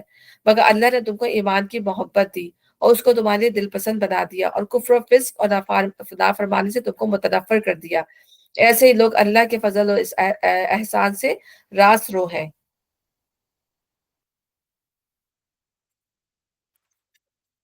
مطلب یہ ہے کہ پوری جماعت مومنین اس غلطی کی مرتکب نہیں ہوئی جس کا صدور ان چند لوگوں سے ہوا جو اپنے خام رائے پہ نبی صلی اللہ علیہ وسلم کو چلانا چاہتے تھے. اور جماعت مومنین کی راہ راست پر قائم رہنے کی وجہ یہ ہے کہ اللہ نے اپنے فضل و احسان سے ایمان کی روش کو ان کے لیے محبوب و دل پسند بنا دیا، اور کفر و فسق اور نافرمانی کی روش سے ان کو متنفر کر دیا. ٹھیک ہے، اور اگر اہل ایمان میں سے، اب یہاں پر جو ہے بتایا جا رہا ہے کہ اب پہلے تو یہاں پورے احکامات تھے نبی صلی اللہ علیہ وسلم کی ایٹیکیٹ سے، اس سے ریلیٹڈ کہ نبی صلی اللہ علیہ وسلم کی محفل میں ہو تو کس طرح سے ہمیں اپنا معاملہ کرنا چاہیے. اب آگے اللہ تعالیٰ بتا رہے ہیں کہ اگر اہل ایمان میں سے دو گروہ آپس میں لڑ جائیں، اب آپس کے معاملات ہیں مومنین کے، تو ان میں کیا معاملہ ہونا چاہیے. اور اگر اہل ایمان میں سے دو گروہ آپس میں لڑ جائیں تو ان کے درمیان صلح کراؤ. پھر اگر ان میں سے ایک گروہ دوسرے گروہ سے زیادتی کرے تو زیادتی کرنے والے سے لڑو، یہاں تک کہ وہ اللہ کے حکم کی طرف پلٹ آئے. اس حکم کے مخاطب وہ تمام مسلمان ہیں جو ان دونوں گروہوں میں شامل نہ ہوں اور جن کے لیے ان کے درمیان صلح کی کوشش کرنا ممکن ہو. دوسرے الفاظ میں اللہ تعالیٰ کے نزدیک مسلمانوں کا یہ کام نہیں ہے کہ ان کی اپنی ملت کے دو گروہ آپس میں لڑ رہے ہوں اور وہ بیٹھے ان کی لڑائی کا تماشا دیکھتے رہیں. ٹھیک ہے نا. اور ہم یہ دیکھتے ہیں کہ اوس و خزرج جو تھے، اللہ تعالیٰ نے ان کے دلوں میں الفت ڈال دی تھی، صدیوں سے ان کے درمیان جو تھی وہ لڑائی تھی. اور اللہ نبی صلی اللہ علیہ وسلم جب مدینے میں آئے اور آپ نے ان کے درمیان باہمی اخوت کا بھائی چارہ قائم کیا تو بھائی بھائی بن گئے، جس کے بارے میں اللہ تعالیٰ قرآن میں بھی کہتا ہے کہ ہم نے، اگر تم چاہتے پوری دنیا کو فدیے میں دینا چاہتے تب بھی تم ان کو بھائی بھائی نہیں بنا سکتے تھے. تو یہ اللہ کی مہربانی ہے کہ اس کے حکم سے جو ہے ان کے دلوں میں اللہ تعالیٰ نے الفت ڈال دی. تو یہ اوس و خزرج جو تھے بہت اچھے ہو گئے، ایک دوسرے کے ساتھ ایمان بھی لے آئے اور پھر بہت اچھے بھی ہو گئے. لیکن یہودیوں کو یہ چیز جو تھی وہ پسند نہیں آئی بالکل بھی. تو وہ کیا کرتے تھے، ایک یہودی نے دیکھا کہ تو خوش و خرم بیٹھ کے باتیں کر رہے ہیں، تو اس دن جو ہے جنگ بواس ان کے درمیان ہوئی تھی اور بہت زیادہ تباہی کا باعث بنی تھی اوس و خزرج کے درمیان. تو اس نے اس وقت کے جو ہے شعر پڑھنا شروع کر دیے. تو جب اس نے وہ شعر پڑھنا شروع کر دیے تو کیا ہوا کہ ان کے اندر وہی جو پرانی آگ تھی نا وہ بھڑک اٹھی. وہ پڑھتا جاتا تھا، ان کی آگے جو ان کی آگ جو تھی وہ ظاہر ہے ابھی قبیلے قبیلے تھے، ابھی ان کی تربیت اتنی زیادہ ہوئی نہیں تھی، تو وہ ایسی ان میں ہو گئی کہ وہ آپس میں لڑنے مرنے پہ تیار ہو گئے. تو پھر لوگوں نے نبی صلی اللہ علیہ وسلم کو بلا کے لائے اور نبی صلی اللہ علیہ وسلم نے پھر باقاعدہ ان کو کام ڈاؤن کیا اور پھر ان کو سمجھائی ساری بات کہ تم جو ہو، اب تم ایمان لے آئے ہو، تم مطلب تمہیں ایسا نہیں کرنا چاہیے. تو نبی صلی اللہ علیہ وسلم نے آتے ہی جو ہے ان کے درمیان جو ہے پھر صلح کرائی. بتانے کا مقصد یہ ہے کہ اس پہلے اسٹیپ پہ ہی چیزوں کو صحیح کر لینا چاہیے. اور یہاں پہ یہ بھی سوال نکلتا ہے کہ صرف اس معاملے پہ ہی نہیں، بلکہ کوئی بھی معاملہ ہو، جب انسان ہوتا ہے گھروں میں بھی لڑائیاں ہو جاتی ہیں، رشتے داروں میں بھی لڑائیاں ہو جاتی ہیں، آپس میں بہن بھائیوں میں بھی لڑائیاں ہو جاتی ہیں، تو اس کو یہ ہے کہ تیسرا بندہ بیٹھ کر دیکھتا نہ رہے. کیونکہ کیا ہوتا ہے کہ جب یہ چیزیں بڑھ جاتی ہیں تو دلوں میں نفرتیں پیدا ہو جاتی ہیں، دلوں میں عداوتیں پیدا ہو جاتی ہیں. تو یوزلی جو ہے یہ مس انڈرسٹینڈنگ کی وجہ سے یہ چیزیں پیدا ہوتی ہیں. ٹھیک ہے نا. تو اس کو جو ہے پہلی ہی اسٹیپ پر جو ہے وہ ایڈریس کر دینا چاہیے. اور جب یہ آپ اس کو پہلے ہی ایڈریس کر دیا جائے گا تو وہ چیزیں جو ہے وہ زیادہ بڑھیں گی نہیں. اور پھر یہاں پہ دوسری بات یہ کی گئی ہے کہ اگر اہل ایمان کے دو گروہ جب آپس میں لڑ جائیں تو بیٹھے ایک گروہ جو تھرڈ گروپ ہے وہ بیٹھے ہوئے دیکھتا نہ رہے کہ بھئی یہ لڑ رہے ہیں تو ان کو لڑنے دو، بلکہ جو ہم یہ دیکھنا ہے کہ جو زیادتی کرنے والا گروپ ہے نا اس کو سمجھانا چاہیے کہ وہ کیوں زیادتی کر رہا ہے. ٹھیک ہے نا. اور اگر وہ زیادتی کرنے والا گروپ پھر بھی باز نہیں آ رہا تو جس پر زیادتی کی جا رہی ہے پھر اس گروپ کے ساتھ جو ہے لڑیں گے تاکہ جو زیادتی کرنے والوں کو جو ہے واپس اپنے مقام پر واپس لے آئیں. ٹھیک ہے نا. تو اللہ تعالیٰ نے اس طرح کہا ہے. لیکن یہ جو ہے دین کے معاملے میں ہے. لیکن اگر دنیا کے معاملے میں اگر یہی جو اسلامی گروپ ہے اگر دنیا کے معاملے میں لڑ رہا ہے ایک دوسرے سے تو اس معاملے میں جو ہے تیسرا فریق جو ہے وہ ان کا ساتھ نہیں دے گا، کیونکہ وہ دنیا کے لیے لڑ رہے ہیں، آپس میں دین کے لیے نہیں لڑ رہے. دین کے لیے لڑیں گے تو وہ اس کے لیے جو ہے اللہ تعالیٰ نے کہا ہے کہ یہ لازمی ہے، ایمان کا تقاضا ہے کہ ان کے درمیان جو ہے صلح کرانی ہوگی. اور ہم یہ بھی دیکھتے ہیں کہ موسیٰ علیہ السلام نے جب دیکھا تھا کہ دو آدمی لڑ رہے تھے نا، جب آپ اپنے شہر سے گزر رہے تھے تو آپ نے دیکھا کہ دو آدمی لڑ رہے ہیں، تو ان کے اپنے شہر اپنے جو بنی اسرائیل کا آدمی تھا اس نے آپ کو بلایا کہ یہ مجھ سے لڑ رہا ہے، تو آپ نے جا کے جو ہے کپتی کو مارا تو وہ مر گیا.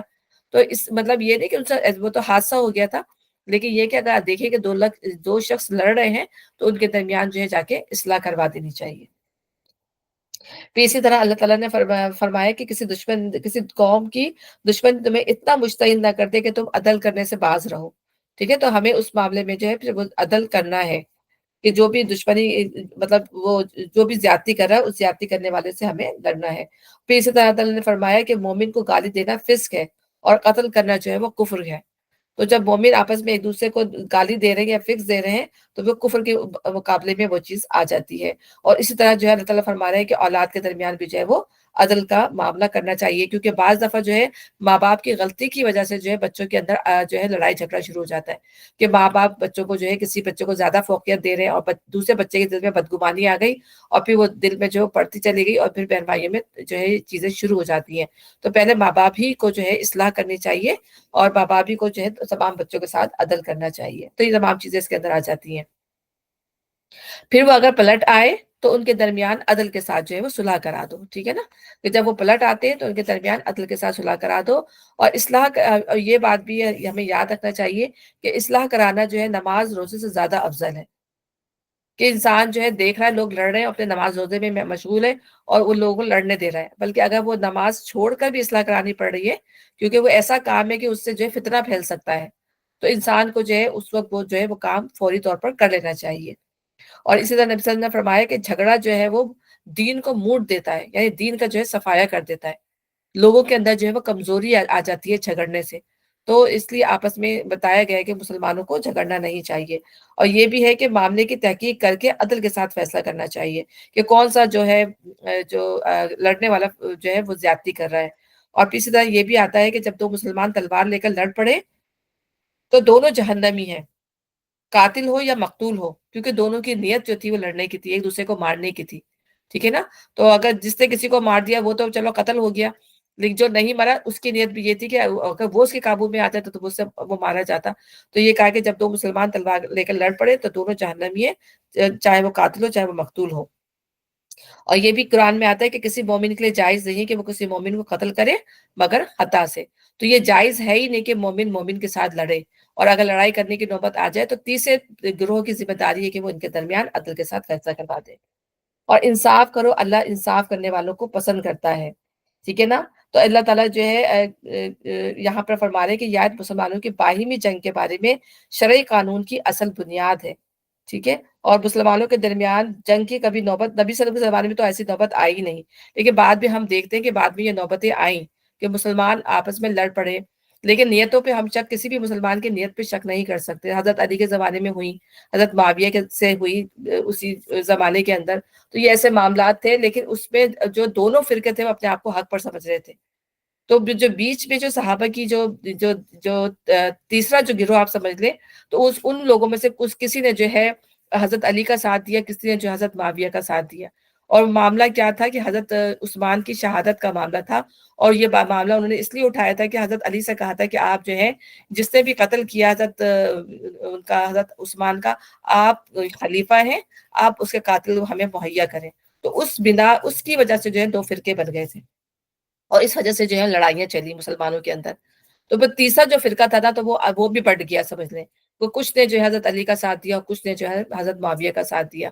تو یہ معاملات ہیں جو بعد میں نبی صلی اللہ علیہ وسلم کے بعد میں ہوئے، اور اس کو پھر اسی بیس کے اوپر پھر میرے خیال سے حل کیا گیا ہوگا، کیونکہ وہ ڈیٹیل ہے پھر اس کے اندر تاریخ کی بہت زیادہ. مومن تو ایک دوسرے کے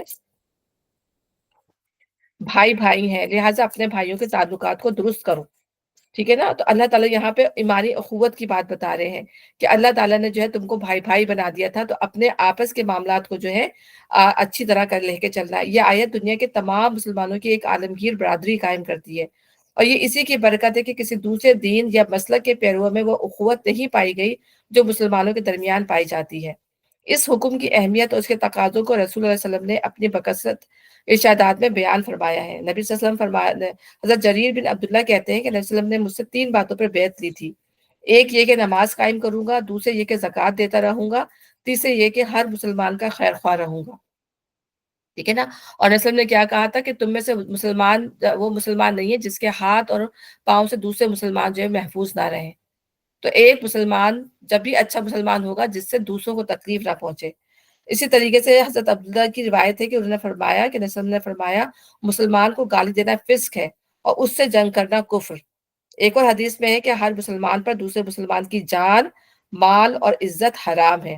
ایک اور حدیث میں ہے کہ مسلمان کا بھائی ہے، وہ اس پر ظلم نہیں کرتا، اس کا ساتھ نہیں چھوڑتا، اس کی تذلیل نہیں کرتا.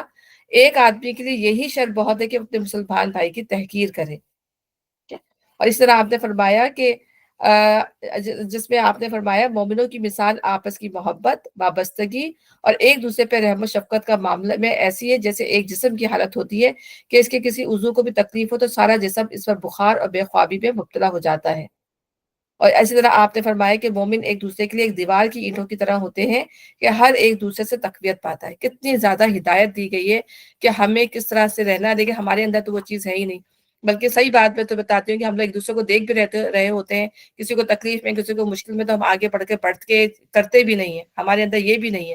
تو ہمیں یہ چیزیں اپنے اندر ڈیولپ کرنی چاہیے. اسی سے ایک اچھا معاشرہ جو ہے، چاہے میں اپنی بات بھی کروں، ہم سب کو اپنے اندر یہ ڈیولپ کرنی ہے چیزیں، جبھی ایک اچھا معاشرہ جو ہے وہ جو ہے بن سکتا ہے. اور اللہ سے ڈرو، امید ہے کہ تم پر جو ہے وہ رحم کیا جائے گا. ٹھیک ہے نا. تو جب انسان اللہ سے ڈر کے کام کرتا ہے تو انہیں پر جو ہے وہ رحم کیا جاتا ہے. اب یہاں سے جو ہے پھر اللہ تعالیٰ جو ہے اب جو معاشرت کے اندر جو چیزیں ہیں کس طریقے سے جو ہے مرد و عورت کو اور خاندانی رشتوں جتنے بھی رشتے ہیں کس طرح سے ہمیں آپس میں نبھانے ہیں، کیا اس کا معیار ہے، کیا ہمارے ایٹیکیٹس ہیں، کیا ہمارے اخلاق ہونے چاہیے، اللہ تعالیٰ نے یہاں کی آیات کے اندر جو ہے ہمیں بتائے ہیں کہ یا الذین آمنوا لا یسخر قوم من قوم عسى ان یکونوا خیرا منهم ولا نساء من نساء عسى ان یکن خیرا منهن. اے لوگوں جو ایمان لائے ہو، نہ مرد دوسرے مردوں کا مذاق اڑائیں، ہو سکتا ہے کہ وہ ان سے بہتر ہوں، نہ عورتیں دوسری عورتوں کا مذاق اڑائیں، ہو سکتا ہے کہ وہ ان سے بہتر ہوں. ٹھیک ہے نا. تو یہ مذاق اڑانے سے مراد محض زبان ہی سے کسی کا مذاق اڑانا نہیں، بلکہ کسی کی نقل اتارنا، اس کی طرف اشارے کرنا، اس کی بات پر یا اس کے کام یا اس کی صورت یا اس کے لباس پر ہنسنا، یا اس کے کسی نقص یا عیب کی طرف لوگوں کو اس طرح توجہ دلانا کہ دوسرے اس پر ہنسے، یہ سب بھی مذاق اڑانے میں شامل ہیں. اصل ممانعت جس چیز کی ہے وہ یہ ہے کہ ایک شخص دوسرے شخص کی کسی نہ کسی طور پر تصدیق کریں، کیونکہ اس تصدیق میں لازماً اپنی بڑائی اور دوسرے کی تذلیل و تحقیر کے جذبات کار فرما ہوتے ہیں۔ ٹھیک ہے نا؟ اللہ دیکھیں دنیا میں جو ہے وہ اونچ نیچ ہمیں نظر آتی ہے، جس طرح سے 5 انگلیاں برابر نہیں ہے نا، اسی طریقے سے اللہ تعالیٰ نے دنیا میں بھی اونچ اور ڈفرینس رکھے ہیں، کسی کو برتر بنا دیا ہے، کسی کو کمتر بنا دیا ہے، کسی کو مڈل بنا دیا ہے، اور اسی سے جو ہے وہ ڈفرینسز کی وجہ سے جو ہے دنیا خوبصورت ہے۔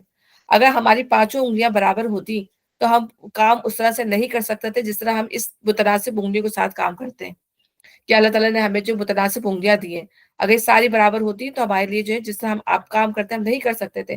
اسی طرح اللہ تعالیٰ نے دنیا کو بھی جو ہے وہ جو ہے بالکل بیلنس، وہ یہ کہنا چاہیے کہ اس لحاظ سے ڈفرینسز رکھے ہیں۔ ٹھیک ہے نا؟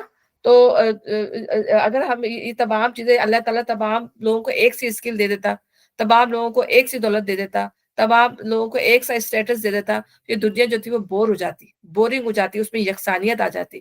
اللہ تعالیٰ نے یکسانیت کو دور کرنے کے لیے جو ہے اللہ تعالیٰ نے اس میں ورائٹی رکھی ہے ہر طرح کی۔ کسی کو اللہ تعالیٰ نے جو ہے جسمانی جو ہے بہت زیادہ دے دی ہے ایبلٹی، کسی کو اللہ تعالیٰ نے علم میں بہت آگے بڑھا دیا ہے، کسی کو اللہ تعالیٰ نے ذہن میں بہت آگے بڑھا دیا ہے، کسی کو مال میں، کسی کو حسب میں، کسی کو نسب میں اللہ تعالیٰ نے، اور اس سے جو ہے دنیا کی ایک رونق نظر آتی ہے۔ اب یہ اللہ تعالیٰ نے یہ چیزیں دے کر جو ہے کیوں دی ہیں اللہ تعالیٰ نے؟ سب سے بڑا جو ہے ایک تو رونق ہے دنیا کی، بورنگ نہیں ہوتا، بور نہیں ہوتا، دوسرے اس میں آزمائش ہے، اس کے لیے بھی جس کو اللہ نے دیا ہے اور اس کے لیے بھی جس کو اللہ تعالیٰ نے نہیں دیا۔ خوبصورتی دی ہوئی ہے، کسی کو بدصورتی دی ہوئی ہے، سب کچھ دے کے اللہ تعالیٰ نے اس دنیا کے اندر جو ہے آزمائش رکھ دی ہے۔ اب اس کے اندر کیا ہے کہ اس میں انسان جو ہے اگر اپنے آپ کو حسب نسب میں، اپنے آپ کو اسٹیٹس میں، خوبصورتی میں، مال میں اگر بڑا سمجھتا ہے اور دوسروں کو جو ہے تحقیر کی نظر سے دیکھتا ہے اور اس کا مذاق اڑاتا ہے، تو اس پر جو ہے اس کی پوچھ ہے۔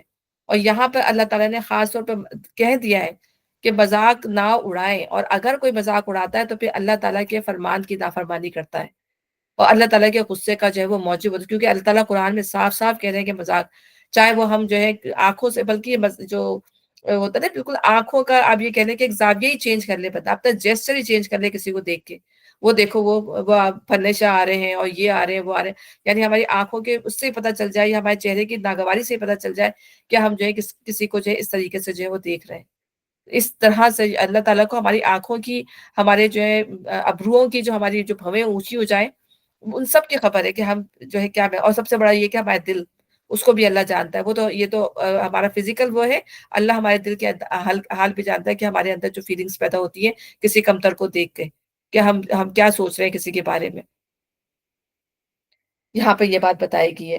پھر یا انسان جو ہے ایک تو مختلف وجوہات کی وجہ سے جو ہے نا انسان دوسرے انسان کا مذاق اڑاتا ہے، تو اس میں جو ہے سب سے پہلی چیز جو ہوتی ہے وہ کبر، یعنی تکبر۔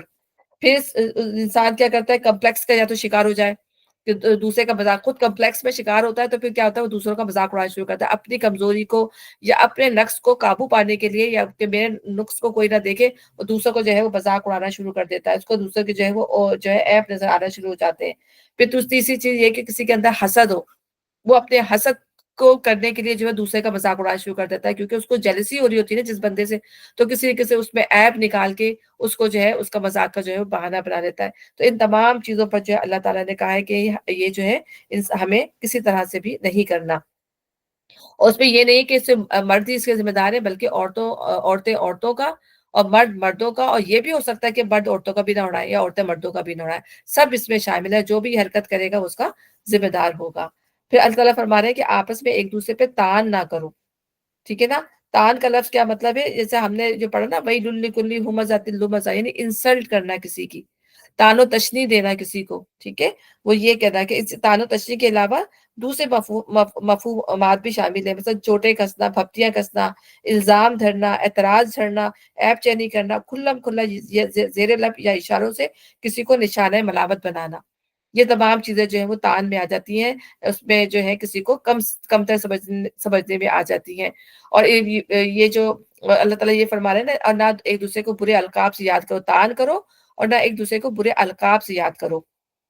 برے القاب کیا ہوتے ہیں کہ کسی کے عیب ڈھونڈ ڈھونڈ کر، اس کے عیب نکال کر جو ہے اس کی کوئی بھی خامی نکال کر جو ہے اس کو جو ہے ہائی لائٹ کر کے بتا دینا، یا کوئی لنگڑا ہے، کوئی لولا ہے، کوئی اندھا ہے، اس کے کوئی بھی جسمانی عیب لے کے اس کو اس کا نام دے دینا۔ اور حضرت ام سلمہ کا قد جو تھا وہ چھوٹا تھا، نبی صلی اللہ علیہ وسلم کے زمانے میں، تو کسی نے جو ہے ان کے قد کو کہہ دیا کہ وہ بہت چھوٹی ہیں، تو نبی صلی اللہ علیہ وسلم کو یہ بات اتنی بری لگی، انہوں نے کہا کہ یہ بات اتنی بری ہے کہ اگر اس کو پانی میں ڈال دیا جائے تو پورے سمندر کا پانی جو ہے وہ کڑوا ہو جائے، یعنی کسی کو اس طرح سے بول دینا۔ اور اسی طریقے سے جو ہے حضرت صفیہ کے بارے میں بھی آتا ہے کہ ان سے بھی کسی نے کہہ دیا کہ تم یہودی کی بیٹی ہو، کیونکہ وہ یہودی کی بیٹی تھی، تو آپ بہت ناراض ہوئی اور نبی صلی اللہ علیہ وسلم سے آگے آپ نے شکایت کی، تو آپ نے کہا کہ جو ہے بولنے والے نے تو بول دیا، لیکن تم اس کو یہ جواب دے سکتی تھی کہ تم جو ہو، میں جو ہوں ہارون کی بیٹی ہوں، موسیٰ میرے چچا تھے اور محمد میرے شوہر ہیں، یعنی تم اس سے بہترین جواب دیتی، یعنی اللہ نبی صلی اللہ علیہ وسلم نے اس بات کو ناپسند فرمایا، جس سے یہ بات جو تھی کسی کو کسی مذہب کا تانا دینا، کسی کو اس کی جو ہے کمزوری کا تانا دینا، کسی کو اس کی جاہلیت کا تانا دینا کہ تم تو جاہل ہو، تم تو یعنی بعض لوگ ہوتے ہیں نا اپنی علم کی بنا پر جو ہے لوگوں کو بہت بہت بیوقوف ہے، اس کو تو کوئی نالج ہی نہیں ہے، یہ تو بہت جاہل انسان ہے، اس طرح کی بھی لوگ باتیں کرتے ہیں، تو اس کا مطلب ہوتا ہے کہ اپنے علم کو جو ہے بہت زیادہ ہائی لائٹ کر رہے ہوتے ہیں، تو ہر طریقے سے لوگ جو ہے دوسروں کو کرنے کے لیے یہی بات میں ہے۔ اور لقب کا مطلب کیا ہوتا ہے کہ کسی کی صفت کا ذکر، یعنی کوئی صفت جو کسی بندے کے اندر ہو، جیسے حضرت مسیح علیہ السلام کی صفت، حضرت عیسیٰ علیہ السلام کی صفت جو تھی وہ مسیح تھی، ٹھیک ہے نا، تو اسی طرح کسی کی برائی کو بھی جو ہائی لائٹ کر دیا جائے وہ لقب کہلاتا ہے، یعنی کسی کو لنگڑا یا کسی کو لولا اس طرح سے نام برے نام رکھ کے کسی کا جو ہے نا خراب خراب نک نیم بھی رکھ لیتے ہیں، تو بعض دفعہ بچوں کے نام جو ہے نا بگاڑ دیے جاتے ہیں بچپن میں، تو بےچارے جو بڑے ہوئے تک جو ہے ان کے نام ان کا پیچھا نہیں چھوڑتے، تو بچوں کے نام ایسے نہیں، اچھے نام رکھ لیں، نک نیم بھی اچھے نام رکھ لیں، بعد میں پپو اور پتنی کیا کیا نام پچھلے زمانے میں ہوتے تھے، تو وہ جو تھے وہ جب بڑے تک جو ہے نا وہ پیچھا نہیں چھوڑتے، کیونکہ وہ جو ماں باپ ہوتے ہیں یا دادا دادی ہوتے ہیں وہ اسی نام سے پکار رہے ہوتے ہیں، تو یہ چیز بندے کو جو ہے وہ اذیت دیتی ہے، تو اس طرح کی چیزوں سے بہت زیادہ جو ہے بچنے کی ضرورت ہے۔ پھر اللہ تعالیٰ فرما رہے ہیں اور اسی طرح ہاں یہ بھی کہ اسی طرح کسی کے پیشے کو حقیر سمجھنا کہ ہاں اس کا پیشہ حقیر ہے، آپ یہ دیکھیں ہم کینیڈا کے اندر بھی دیکھتے ہیں کہ لوگ ہر طرح کے پیشے کر لیتے ہیں، دیکھیں آپ وہ باتھ روم بھی دھو رہے ہیں، مرد اور خواتین یہاں پہ آ کے کچرا بھی اٹھا کے باہر پھینک رہی ہوتی ہے، اسکولوں میں کام کر رہے ہوتے ہیں، پورے اسکول کے کیئر ٹیکرز ہوتے ہیں، لیکن جو ٹیچرز ہیں یا سب ہیں مجال ہے جو ان کے ساتھ جو وہ بدتمیزی سے بات کرتے ہو، آج ہم اگر پاکستان میں جا کے دیکھ لیں کہ کوئی اگر اس طرح کا کام کر رہا ہوگا تو ہم تو اس کو جبردار اور پتنی کیا کیا کر کے جو ہے اس کے پاس سے گزریں گے بھی نہیں، اور ناک بچڑا کے جو ہے وہاں سے گزر جائیں گے، یہی ہوتا ہے نا ہمارا حال۔ اور یہاں دیکھیں کہ وہی چیزیں جو ہمیں اپنانی چاہی تھی انہوں نے یہاں کے لوگوں نے جو ہے اپنا لی ہے، اور اسی دنیا کی اچھائی کی وجہ سے جو ہے اللہ تعالیٰ نے ان کو جو ہے یہاں پہ اچھا رکھا ہوا ہے، آپ دیکھیں ان کے یہاں کے لوگوں میں یہ چیزیں نہیں ہوتی ہیں، اور ہر ایک سے جو ہے بہت اچھے طریقے سے اسکول میں بھی جاتی ہوں تو ہر ایک سے ماشاءاللہ اچھے طریقے سے جو ہے وہ گورے ہیں، لیکن ہم سب سے اچھی طرح ٹریٹ ہم دیکھا جائے تو ہمیں نہ اتنی اچھی انگلش آتی ہے نہ ہم نہ ان کی طرح گورے چٹے ہیں نہ وہ ہیں، لیکن ان کی ٹریٹمنٹ، ان کا وے آف اسٹائل، ان کی بات کرنے کا ہر طریقے سے بہت اچھے طریقے سے کر رہے ہوتے ہیں۔ اور آج ہم پاکستان میں جا کے اگر یہ دیکھیں تو اگر اچھے اسٹیٹس والا بندہ ہوگا تو اچھی طریقے سے بات کی جائے گی، لوور میں ہوگا کوئی بہت ہی کم پیشہ ہوگا جس کا پیشہ بہت خراب ہوگا اسی لحاظ سے جو اس کو ٹریٹ کیا جائے گا، تو یہ جو وہ چیزیں ہیں جو ہمیں یہاں پر جن لوگوں نے اپنا لیے، اگر ہم اپناتے تو ہم کیا ہمارا جو ہے معاشرہ کتنا اچھا ہوتا، تو یہیں پہ اللہ تعالیٰ ہمیں پھر اس چیز کی ہمیں ریمائنڈرز کر رہے ہیں کہ ہم جو ہے ان چیزوں کو اپنے اندر جو ہے اپنا لیں۔ اور اللہ تعالیٰ فرما رہے ہیں کہ ایمان لانے کے بعد فسق میں نام پیدا کرنا جو ہے بہت بری بات ہے۔ فسق کیا چیز ہے؟ نافرمانی، حد سے نکل جانا، تو اللہ تعالیٰ نے ان چیزوں کو منع کرنے کا مطلب یہی ہے کہ اگر اس کے بعد بھی کوئی اگر ان چیزوں سے باز نہیں آئے تو یہ جو ہے بہت بری چیز ہے، مومن ہو کر انسان اگر یہ کام کرے، کیونکہ یہ چیز جو وہ کہنے والے کو ہی نقصان پہنچائے گی، کہ وہ کسی دوسرے کا کہہ کے کچھ بگاڑے گا نہیں، دوسرا تو جو ہے سو ہے، ٹھیک ہے نا، اس کے اندر جو کمزوری ہے جو خامی ہے کچھ بھی ہے، لیکن کہنے والے نے جو ہے وہ اپنا نقصان کر لیا، کیونکہ وہ اللہ تعالیٰ دیکھ رہا ہے کہ جو اس کے منہ سے نکل رہا ہے، جو کچھ اس کے دل کے اندر ہے، اور اللہ تعالیٰ فرما رہا ہے کہ جو لوگ اس روش سے باز نہ آئے وہی ظالم ہے۔ ان لوگوں جو ایمان لائے ہو بہت گمان کرنے سے پرہیز کرو، کہ بعض گمان جو ہے وہ گناہ ہوتے ہیں۔ اب یہاں اللہ تعالیٰ جو ہے یہ بھی ایک خامی ہے انسان کے اندر، بہت بڑی ہمارے اندر جو برائی ہے یہ کہہ لیں کہ ہمارے اندر جو ہے وہ گمان بہت جلدی پیدا ہو جاتے ہیں، پہلے امپریشن پہ جو ہے ہمارے اندر جو ہے لوگوں کے بارے میں جو ہے وہ گمان ہو جاتے ہیں، تو اللہ تعالیٰ کہہ رہا ہے یہ جو ہے گناہ ہوتے ہیں، اور گناہ کیا ہوتی ہے؟ گناہ جو ہے وہ اسٹیٹ آف ہارٹ ہے، کہ ہمارے جو دل کی جو اسٹیٹ ہے نا وہ ہمیں جو ہے جو انکلائن کرتی ہے کہ ہم اچھا کر رہے ہیں یا ہم برا کر رہے ہیں، تو ہمیں پڑھ چکے نا ہمارے جسم میں ایک لوتھڑا ہے، اگر وہ اچھا ہے تو سب کچھ اچھا، اگر وہ جو برا ہے تو وہ سب کچھ برا ہے، تو دل ہمارا جو ہے وہ پھر اس دل کے سوچنے سے ہی ہمارے اعمال جو ہے نکل کے آتے ہیں کہ وہ ہم اس سے جو ہے ہم اچھے اعمال کر رہے ہیں یا برے. اگر ہمارے دل میں کسی کے لیے برا زن ہے تو ہماری زبان سے جو ہے بیک بائٹنگ بھی نکل جائے گی، ہمارے زبان سے اس کے لیے کوئی برا لفظ بھی نکل جائے گا. تو یہ دل کی کیفیت ہے جو ہم نکل کے جو ہے زبان تک آتی ہے. تو اسی لیے اللہ تعالیٰ کہہ رہے ہیں کہ بہت گمان کرنے سے جو ہے وہ کرو کہ اسم ہے، گناہ ہے. اور اسم جو گناہ کس چیز کو کہتے ہیں؟ گناہ جو ہے ہر وہ عمل جو ثواب سے روک دے، ٹھیک ہے نا. اور گناہ وہ ہے جو دل میں کھٹک جائے، یہ گناہ کی کیفیات ہے. تو نیکی کے کاموں سے دور اور گناہ کے کاموں میں جو ہماری سوچیں جو ہیں ہمیں نیکی کے کاموں سے دور کر دیتی ہیں، اور ہمیں جو ہے گناہ کاموں میں جو ہے وہ کیونکہ ہم سوچتے رہتے ہیں اور یہ چیزیں جو ہے ہمیں نیکیوں سے جو ہے دور کرتی چلی جاتی ہیں. اور جو اللہ تعالیٰ نے جو قلب سلیم کہا ہے، وہ قلب سلیم کیا ہوتا ہے؟ وہ ہر گناہ سے پاک ہوتا ہے. وہ اپنے دل کے اندر جو ہے وہ ان چیزوں کو آنے ہی نہیں دیتا، پہلے ہی اسٹیپ پہ جو ہے وہ کہتا ہے بند، بس ختم، ٹھیک ہے نا. لیکن ہم کیا ہے، ہم کمزور انسان ہیں، آتی بھی ہیں چیزیں، بعض دفعہ نکل بھی جاتی ہیں، بعض دفعہ رہ بھی جاتی ہیں. تو اللہ تعالیٰ ہمیں کہہ رہے ہیں کہ کوشش کرو. اللہ کہہ رہے ہیں نا کہ بہت گمان کرنے سے پہلے، کیونکہ اللہ کو پتا ہے کہ انسان کے اندر یہ ہوں گی چیزیں، لیکن بہت زیادہ انسان، یہ نہیں کہ بات بات پہ جو ہے انسان جو ہے وہ گمان جو ہے وہ کرنا شروع کر دے. یہاں پر جو ہے مودودی صاحب نے جو ہے گمان جو ہے 4 طرح کے بتائے. انہیں کہا کہ ایک قسم کا گمان وہ ہے جو اخلاق کی نگاہ میں نہایت پسندیدہ اور دین کی نظر میں مطلوب اور محمود ہے، یعنی اللہ، اس کے رسول اور اہل ایمان سے نیک گمان، اور ان لوگوں کے ساتھ حسن زن جن سے آدمی کا میل جول ہو. تو یہ حسن زن ہے. دوسری قسم کا گمان وہ ہے جس سے کام لینے کے سوا عملی زندگی میں کوئی چارہ نہیں، مثلا عدالت میں اس کے بغیر کام نہیں چل سکتا. گمان کی بنا پہ ہی شواہد لیے جاتے ہیں اور جو وہ عدالت کے جو کام کیے جاتے ہیں. گمان کی ایک تیسری قسم وہ ہے جو اگرچہ ہے تو بدگمانی مگر جائز نوعیت کی ہے، اس کا شمار گناہ میں نہیں ہو سکتا، مگر مثلا کسی شخص یا گروہ کی سیرت و کردار میں یا اس کے معاملات اور طور طریقوں میں ایسی واضح علامت پائی جاتی ہوں جن کی بنا پر وہ حسن زن کا مستحق نہ ہو اور اس سے بدگمانی کرنے کے لیے معقول وجہ موجود ہو. تو ایسی حالت میں شریعت کا مطالبہ یہ ہرگز نہیں کہ آدمی سادہ لوہی برت کر ضرور اس سے حسن زنی رکھے. یعنی ایک شخص کے بارے میں پتا ہے کہ وہ جھگڑالو ہے، ٹھیک ہے نا، وہ گالی گلوچ کرتا ہے، وہ جو فاسق ہے، تو پھر کیا ہوگا کہ اس سے انسان پھر حسن زن نہیں رکھ سکتا. تو اس سے پھر کیا کریں کہ جیسے خاندانوں میں بھی ہوتے ہیں، بعض لوگ ایسے بھی ہوتے ہیں کہ لگائی بجائی کرتے ہیں یا جو لوگوں کو کاٹنے کی کوشش کرتے ہیں، تو پھر انسان کیا کرتا ہے کہ ان سے بس سلام دعا کی حد تک رکھتا ہے اور پھر دور ہو جاتا ہے کہ بس بہت زیادہ، کیونکہ اسے ڈر لگتا ہے کہ کہیں خاندان میں کہیں کاٹ نہ کر دیں. تو اس طرح کی چیزوں سے جو ہے پھر انسان کو بچنا چاہیے. اور چوتھی قسم کا گمان جو در حقیقت گناہ ہے وہ یہ ہے کہ آدمی کسی شخص سے بلا سبب بدگمانی کرے یا دوسروں کے متعلق رائے قائم کرنے میں ہمیں ہمیشہ بدگمانی سے ابتدا کیا کرے. اگر فرض کریں بہت سارے علماء ہیں، اب بہت سارے لوگ دوسرے علماء سے، جیسے میں علماء کو پڑھتی ہوں، اب ٹھیک ہے بعض علماء جو ہیں بعض بہت اچھی باتیں بھی کرتے ہیں، بعض دفعہ ان کی بات جو ہے نہیں بھی صحیح ہوتی. اب میں یہ رائے رکھ کے بیٹھ جاؤں نہیں یہ تو اسکالر نے تو یہ والی بات بالکل غلط کہی تھی، اب میں اپنے دل میں بدگمانی پال لوں اور میں اس کی کوئی بات اب سنوں ہی نہیں صرف ایک بات کی وجہ سے. یہ تحقیق ہے، یہ اسکالرس کی ظاہر سی بات ہے وہ تحقیق ہے جو اوپر سے چلی آ رہی ہے، اور اپنی تحقیق کی بنا پہ وہ کچھ باتوں کو ظاہر ہے وہ اچھا بھی بتا سکتا ہے اور کچھ باتوں کو جو انہی بیسس کے اوپر وہ ہو سکتا ہے کہ اس پہ کوئی غلطی بھی ہو جائے. لیکن میں صرف اس بات پہ اس کی بات نہ سنوں جو بہت اچھی باتیں وہ کر رہا ہے کہ نہیں اب تو میں نے اس کو نہیں سننا، میں نے اس عالمہ کو نہیں سننا، میں نے اس استاذہ کو نہیں سننا.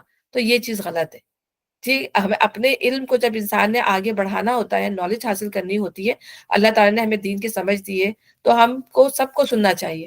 ہاں غلط بات کوئی بتا رہا ہے تو اس کی پیروی نہیں کرنا چاہیے، ٹھیک ہے نا. تو اللہ تعالیٰ اچھے کام جو ہے برے لوگوں سے بھی لے لیتا ہے. ایسی بات نہیں ہے کہ اللہ کہ اچھا کام جو ہے وہ اچھے لوگ کرتے ہیں. بعض لوگ جو ہے بعض ایسے بھی اسکالر ہیں جو اچھی چیزیں نہیں تھے صحیح، لیکن بہت اچھی چیزیں بھی لکھ کے چلے گئے. ایمان کے اندر خرابی بھی تھی، عقیدے میں بھی خرابی تھی، لیکن اس کا یہ مطلب نہیں ہے کہ انسان پڑھنا ہی چھوڑ دے، ان کو دیکھنا ہی چھوڑ دے. تو یہ اللہ تعالیٰ ہمیں یہ چیز نہیں سکھاتے.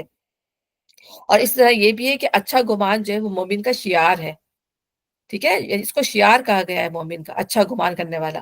اور اچھا گمان خوبصورت عبادت ہے کہ جب انسان اچھا گمان کرتا ہے تو یہ عبادت کے زمرے میں آتی ہے. اور اسی طرح ہمیں کسی کی ظاہری حالت کو دیکھ کر جو ہے وہ ہم غلط گمان نہیں کرنا چاہیے، ٹھیک ہے. تو کیا بھائی کسی کو اپنے ظاہری دیکھا کہ بھائی یہ تو ایسا جا رہا ہے، یہ ویسا جا رہا ہے، یہ ایسا کرتا ہے، اور ہم نے اس کے اندر کی چیز تو ہمیں نہیں پتا نا، اللہ جانتا ہے، اور ہم نے اس کے ظاہری کے اوپر جو ہے اس کی وہ کر دی کہ نہیں. ویسے فرض کریں کہ ایک شخص جو ہے وہ پورا جو ہے اس نے سمجھو برقع پہنا ہوا ہے، نقاب بھی کیا ہوا ہے، ٹھیک ہے، اور ایک شخص ہے چلو اس نے نہیں پہنا ہوا، اس نے صرف دوپٹہ ہی لیا ہوا ہے، اور ہمارا کیا گمان تو ہائی یہ کتنی نیک پارسا عورت ہے، ہائی یہ کیسی عورت ہے، اس نے تو صرف دوپٹہ پہنا ہوا ہے، ہمارے دل میں جو ہے یا دوپٹہ نہیں بھی پہنا ہوا ہے تو دل میں یہ چیزیں آتی ہیں نا، گمانی بد گمانی آ جاتی ہے، لیکن آپ کو نہیں پتا کہ جو پردے والی عورت ہے وہ اندر سے کیسی ہے، ہمیں نہیں پتا کہ گناہ کرنے والی ہے یا لوگوں کی غیبت کرتی ہے، لوگوں کو تنگ کرتی ہے، لوگوں کو ایذا پہنچاتی ہے، ہمیں نہیں پتا، تو ہمیں بظاہری طور پر جو ہے جا کے جو ہے نا انسان کے اوپر وہ نہیں، ہمیں اپنے لیبل لگا دینا چاہیے کہ یہ ایسی ہے یا ویسی ہے،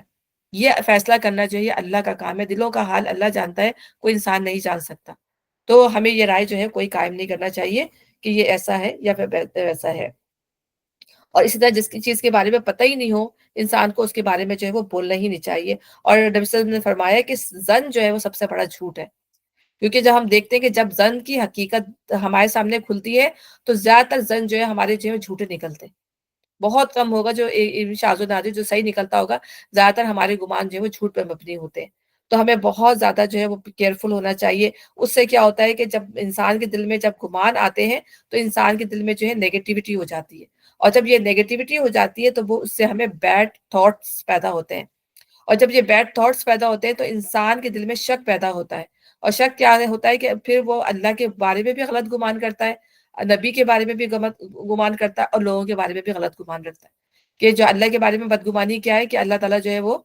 ہم مجھے تو معاف کرے گا نہیں، اللہ تعالیٰ نے ایسا کیوں کر دیا، یہ تو اللہ کے بارے میں نعوذ باللہ غلط باتیں کرتا ہے، اور نبی صلی اللہ علیہ وسلم کے بارے میں بھی غلط باتیں کرتا ہے، تو یہ نیگیٹیوٹی ہے، اور اس طریقے سے مس انڈرسٹینڈنگ پیدا کرتا ہے، گمان جو ہے انسان کے اندر مس انڈرسٹینڈنگ پیدا کرتا ہے، کہ بات جو ہوتی ہے اصل میں وہ نہیں ہوتی، جو انسان جو ہے اپنی اپنی قیاس اور آرائی سے جو ہے اس کو غلط، قیاس آرائی گمانی ہے نا، اپنی سوچ سے جو ہے اس کو غلط سمجھ لیتا ہے، تو ہمیں بہت کیئرفل ہونا چاہیے، ہمیں کوشش کرنا چاہیے، گمان ہمارے اندر آتے رہیں گے لیکن ہمیں اپنے اندر اس چیز کو اپنے آپ کو مضبوط کرنا ہے کہ ان گمانوں کو اپنے اندر سے ہم جو ہے دور کریں، تجسس نہ کرو، تم میں سے تجسس نہ کرو، اس میں یہ ہے کہ یعنی لوگوں کے راز نہ ٹٹولو، ایک دوسرے کے عیب نہ تلاش کرو، دوسرے کے حالات اور معاملات کے ٹو نہ لگاتے پھرو، یہ حرکت خواہ بدگمانی کی بھی بنا پر کیے جائے، دیکھیں ہر چیز لازم و ملزوم ہے، بدگمانی سے ہی گناہ پیدا ہوتے ہیں، اسی سے ہی تجسس پیدا ہوتا ہے، اسی سے ہی حسد پیدا ہوتا ہے، اسی کی وجہ سے انسان غیبت کرتا ہے، یعنی اگر انسان کے اندر ایک برائی ہے تو اس کا مطلب ہے اس کے اندر ساری برائیاں اس کے اندر موجود ہوں گی، لا محالہ اس کے اندر موجود ہوگی، اگر پہلی ہی برائی کو اپنے اندر سے ختم کر دیتا ہے تو اس کے اندر سے دوسری برائی بھی ختم ہو جائے گی، تو یہ ہمارے اندر ایک کے بعد ایک چیز جو ہے اسی لیے پیدا ہوتی ہے، اس لیے اللہ تعالیٰ نے ایک کے بعد ایک دوسری چیز کا ذکر کیا ہے، تو پھر یہی حرکت خواہ بدگمانی کی بنا پہ کیا جائے یا بدنیتی سے کسی کو نقصان پہنچانے کی خاطر کیا جائے یا محض اپنا استحجاب دور کرنے کے لیے کیا جائے، ہر حال میں شرعاً ممنوع ہے، اور اسی طریقے سے نبی صلی اللہ علیہ وسلم نے فرمایا اے لوگوں جو زبان سے ایمان لے آئے ہو مگر ابھی تمہارے دلوں میں ایمان نہیں اترا ہے، مسلمانوں کے پوشیدہ حالات کی کھوج نہ لگایا کرو، کہ کیونکہ جو شخص مسلمانوں کے عیوب ڈھونڈنے کے در پہ ہوگا اللہ اس کے ایوب کے در پر ہو جائے گا، اور اللہ جس کے در پہ ہو جائے اسے اس کے گھر میں جو ہے رسوا کر کے چھوڑتا ہے، تم اگر لوگوں کے مخفی حالات معلوم کرنے کے در پہ ہوگے تو ان کو بگاڑ دو گے یا کم از کم بگاڑ کے قریب پہنچا دو گے، تو کیا ہوتا ہے جب انسان تجسس میں پڑتا ہے تو پھر کیا کرتا ہے کہ وہ لوگوں کے معاملات میں دخل اندازی کرنا شروع کر دیتا ہے، اس کے گھر کیا ہو رہا تھا، اس کی شادی کو کیا ہو گیا، اس کو طلاق کیوں ہو گئی، ٹھیک ہے، اس کے بیبی کو کیا ہو گیا، تو یہ انسان جب دوسروں کے معاملات میں تجسس کرتا ہے تو پھر کیا کرتا ہے انٹرفیئر ہوتا ہے، پھر انٹرفیئر سے حالات جو ہیں اور خراب ہوتے ہیں، اور تم میں سے کوئی کسی کی غیبت نہ کرے، اب یہ غیبت کا معاملہ دیکھیں کیسے انسان کے منہ سے پتہ بھی نہیں چلتا کہ چھوٹی چھوٹی باتوں کے اندر بھی جو ہے ایسی انسان کی زبان سلپ ہوتی ہے اور یہ انسان کے دل سے منہ سے نکل جاتا ہے، اس فکرے میں جو ہے اللہ تعالیٰ نے جو ہے ایک منٹ میں اس کو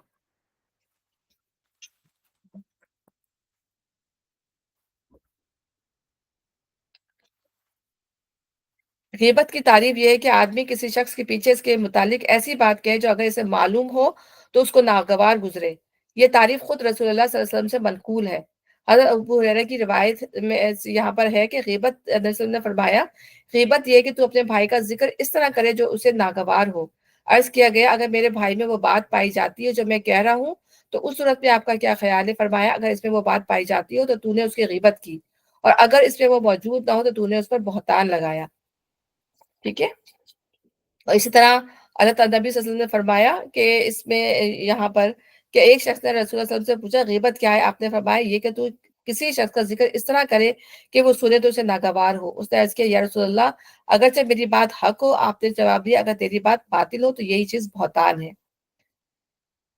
اچھا، اس حربت سے مستثنی صرف وہ صورتیں ہیں جن میں کسی شخص کی پیٹھ پیچھے یا اس کے مرنے کے بعد اس کی برائی بیان کرنے کی کوئی ایسی ضرورت لاحق ہو جو شریعت کی نگاہ میں ایک صریح ضرورت ہو، اور وہ ضرورت غیبت کے بغیر پوری نہ ہو سکتی ہو۔ یعنی غیبت ہر صورت میں منع کر دیا گیا ہے کہ کسی کے پیچھے اس کی برائی بالکل بھی نہیں کرنی، لیکن کن چیزوں میں یہ جائز ہے کہ اس میں جو ہے اس کے اندر نبی صلی اللہ علیہ وسلم نے فرمایا کہ اس کے اندر میں اس کو پڑھ دیتی ہوں۔ ایک خاتون فاطمہ بنت قیس کو دو صاحبوں نے نکاح کا پیغام دیا، ایک حضرت معاویہ دوسرے حضرت ابو الجہم۔ انہوں نے آ کر حضور سے مشورہ طلب کیا، آپ نے فرمایا معاویہ مفلس ہے اور ابو الجہم بیویوں کو بہت مارتے پیٹتے ہیں۔ یعنی کسی کی شادی ہو رہی ہو اور اس معاملے میں اگر جو ہے کسی شخص کی کوئی برائی بیان کر دی جائے جو اس کے اندر ہے، تو یہ جو ہے اس کی اصلاح کے لیے ہوتی ہے، اس لیے یہ برائی کو یہ غیبت جو ہے وہ غیبت تصور نہیں کی جائے گی۔ اسی طریقے سے یہاں پر ایک روز نبی صلی اللہ علیہ وسلم عائشہ کیا تشریف فرما تھے، ایک شخص نے آ کر ملاقات کی اجازت طلب کی۔ حضور نے فرمایا کہ یہ اپنے قبیلے کا بہت برا آدمی ہے۔ پھر آپ باہر تشریف لے کر اسے بڑی نرمی کے ساتھ بات کی۔ گھر میں واپس تشریف لائے تو حضرت عائشہ نے عرض کیا تو آپ نے تو اس سے بڑی اچھی طرح گفتگو فرمائی، حالانکہ باہر جاتے وقت آپ نے اس کے متعلق وہ کچھ فرمایا تھا جو آپ نے فرمایا خدا کے نزدیک قیامت کے روز بدترین مقام اس شخص کا ہوگا جس کی بد زبانی سے ڈر کر لوگ اس سے ملنا چھوڑ دیں گے۔ ٹھیک ہے، تو اس واقعے پر غور کیجئے تو معلوم ہوگا کہ حضور نے اس شخص کے متعلق بری رائے رکھنے کے باوجود اس کے ساتھ اچھی طرح بات چیت تو اس لیے کی کہ آپ کا اخلاق اس کا تقاضا کرتا تھا، لیکن آپ کو یہ اندیشہ ہوا کہ آپ کے گھر والے آپ کو اس سے مہربانی برتتے دیکھ کر کہیں اسے آپ کا دوست نہ سمجھ لیں اور بعد میں کسی وقت وہ اس کا ناجائز فائدہ نہ اٹھائے، اس لیے آپ نے حضرت عائشہ کو خبردار کر دیا کہ وہ اپنے قبیلے کا بہت برا آدمی ہے اپنی بد زبانی کی وجہ سے۔ تو ہمیں سنت رسول سے چار باتیں جو ہیں یہ پانچ باتیں پتہ چلتی ہیں کہ ظالم کے خلاف مظلوم کی شکایت ہر اس شخص کے سامنے جس سے وہ توقع رکھتا ہو کہ وہ ظلم کو دفع کرنے کے لیے کچھ کر سکتا ہے، اس کی برائی کی جا سکتی ہے۔ اصلاح کی نیت سے کسی شخص یا گروہ کی برائیوں کا ذکر ایسے لوگوں کے سامنے جن سے یہ امید ہو کہ وہ ان برائیوں کو دور کرنے کے لیے کچھ کر سکیں گے۔ استفتاء کی غرض سے یعنی کسی مفتی سے کوئی مسئلہ پوچھنا ہے، اس کی غرض سے بھی بات بیان کی جا سکتی ہے۔ لوگوں کو کسی شخص یا اشخاص کے سر سے خبردار کرنا تاکہ وہ اس کے نقصان سے بچ سکیں، ٹھیک ہے نا، لوگوں کو خبردار کرنے کے لیے لوگ اس کی شر سے بچ جائیں تو بتایا جا سکتا ہے۔ جیسے شادی کرنے کا معاملہ ہو، عدالتوں کی جو ہے بے انصافی سے بچانے کا وہ ہو، کسی کو امانت دینی ہو، تو ان تمام معاملات کے اندر جو ہے ان تمام چیزوں کو بتایا جا سکتا ہے۔ یہ کاروبار کرنا ہے، کاروبار میں دو شخص آپس میں کاروبار کر رہے ہیں تو اگر دوسرا شخص جو ہے وہ امانت دار نہیں ہے تو بھی اس کے بارے میں بتایا جا سکتا ہے۔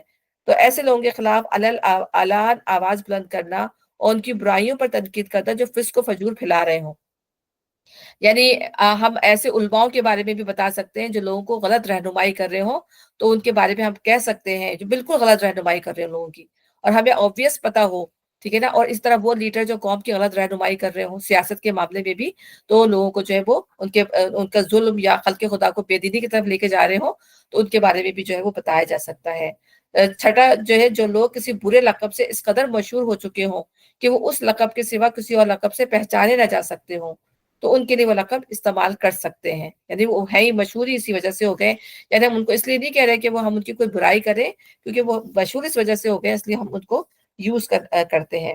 اچھا، رہا غیبت کرنے والا تو تو جس وقت بھی اسے احساس ہو جائے کہ وہ اس گناہ کا ارتکاب کر رہا ہے یا کر چکا ہے، اس کا پہلا فرض یہ ہے کہ اللہ سے توبہ کرے اور اس حرام فعل سے رک جائے۔ اس کے بعد دوسرا فرض اس پر یہ ہے کہ حتی الامکان اس کی تلافی کرے۔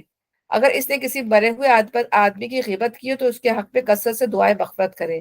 اگر کسی زندہ آدمی کی غیبت کی ہو اور وہ خلاف واقع بھی ہو تو ان لوگوں کے سامنے اس کی تردید کرے جس کے سامنے وہ پہلے ہی بہتان تراشی کر چکا ہے، اور اگر سچی غیبت کی ہو تو آئندہ پھر کبھی اس کی برائی نہ کرے اور اس شخص سے معافی مانگے جس کی اس نے برائی کی تھی۔ علماء کا ایک گروہ کہتا ہے کہ معافی صرف اس صورت میں مانگنی چاہیے جبکہ اس شخص کو اس کا علم ہو چکا ہو، اور اگر اس شخص کو اس برائی کا علم نہیں ہوا تھا تو صرف توبہ پر اکتفا کرنا چاہیے، کیونکہ اگر وہ شخص بے خبر ہو اور غیبت کرنے والا معافی مانگنے کے خاطر اسے جا کر یہ بتائے کہ میں نے یہ غیبت کی تھی تو یہ چیز اس کے لیے اذیت کی موجب ہوگی۔ تو اگر اس کو نہیں پتا کہ اس کی برائی کی گئی ہے تو پھر اللہ تعالیٰ سے انسان جو ہے معافی مانگ لے، یا پھر جیسے اب شماجی نے بھی بتایا تھا اس دن کہ جا کر جو ہے وہ ان لوگوں کے سامنے اس کی اچھائی بیان کر دے کہ یہ جو ہے میں نے غلط کہا تھا، اس کی یہ اچھائیاں تھی، تو اس طرح سے بھی اس کی بدیت ہو سکتی ہے۔ کتنے طریقے اللہ تعالیٰ نے کتنے ہماری جو ہے اصلاح کی ہے ان تمام چیزوں میں۔ کیا تمہارے اندر کوئی ایسا ہے جو اپنے مرے ہوئے بھائی کا گوشت کھانا پسند کرے؟ یعنی اللہ تعالیٰ نے جو ہے اس کو کتنا زیادہ ناپسندیدہ کیا ہے کہ اپنے بھائی کا بھی، اور وہ بھی مرے ہوئے بھائی کا۔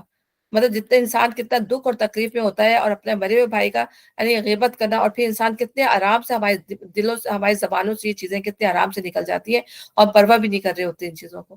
تو زبان کیسی چیز ہے، یقین کریں، وہ تو کہتے ہیں نا یہی جنت میں پہنچائے گی اور یہی جہنم میں پہنچائے گی۔ اللہ تعالیٰ معاف فرمائے رب العزت۔ تو اس فکرے میں اللہ تعالیٰ نے غیبت کو مرے ہوئے بھائی کا گوشت کھانے سے تشبیہ دے کر اس فعل کے انتہائی گھنانا ہونے کا تصور دلایا ہے۔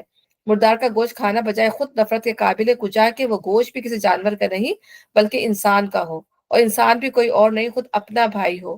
پھر اس تشبیہ کو سوالیہ انداز میں پیش کر کے اور زیادہ مؤثر بنا دیا گیا ہے، تاکہ ہر شخص اپنے ضمیر سے پوچھ کر خود فیصلہ کرے کہ آیا وہ اپنے مرے ہوئے بھائی کا گوشت کھانے کے لیے تیار ہے یا نہیں ہے۔ دیکھو تم خود اس سے گن کھاتے ہو، اللہ سے ڈرو، اللہ بڑا توبہ قبول کرنے والا اور رحیم ہے۔ اگر انسان سے غلطی ہو جائے تو وہ اگر اللہ سے اچھی طرح سے معافی مانگ لے تو اللہ اسے معاف کر دے گا۔ لوگوں، ہم نے تم کو ایک مرد اور ایک عورت سے پیدا کیا، پھر تمہاری قومیں اور برادریاں بنا دی تاکہ تم ایک دوسرے کو پہچانو۔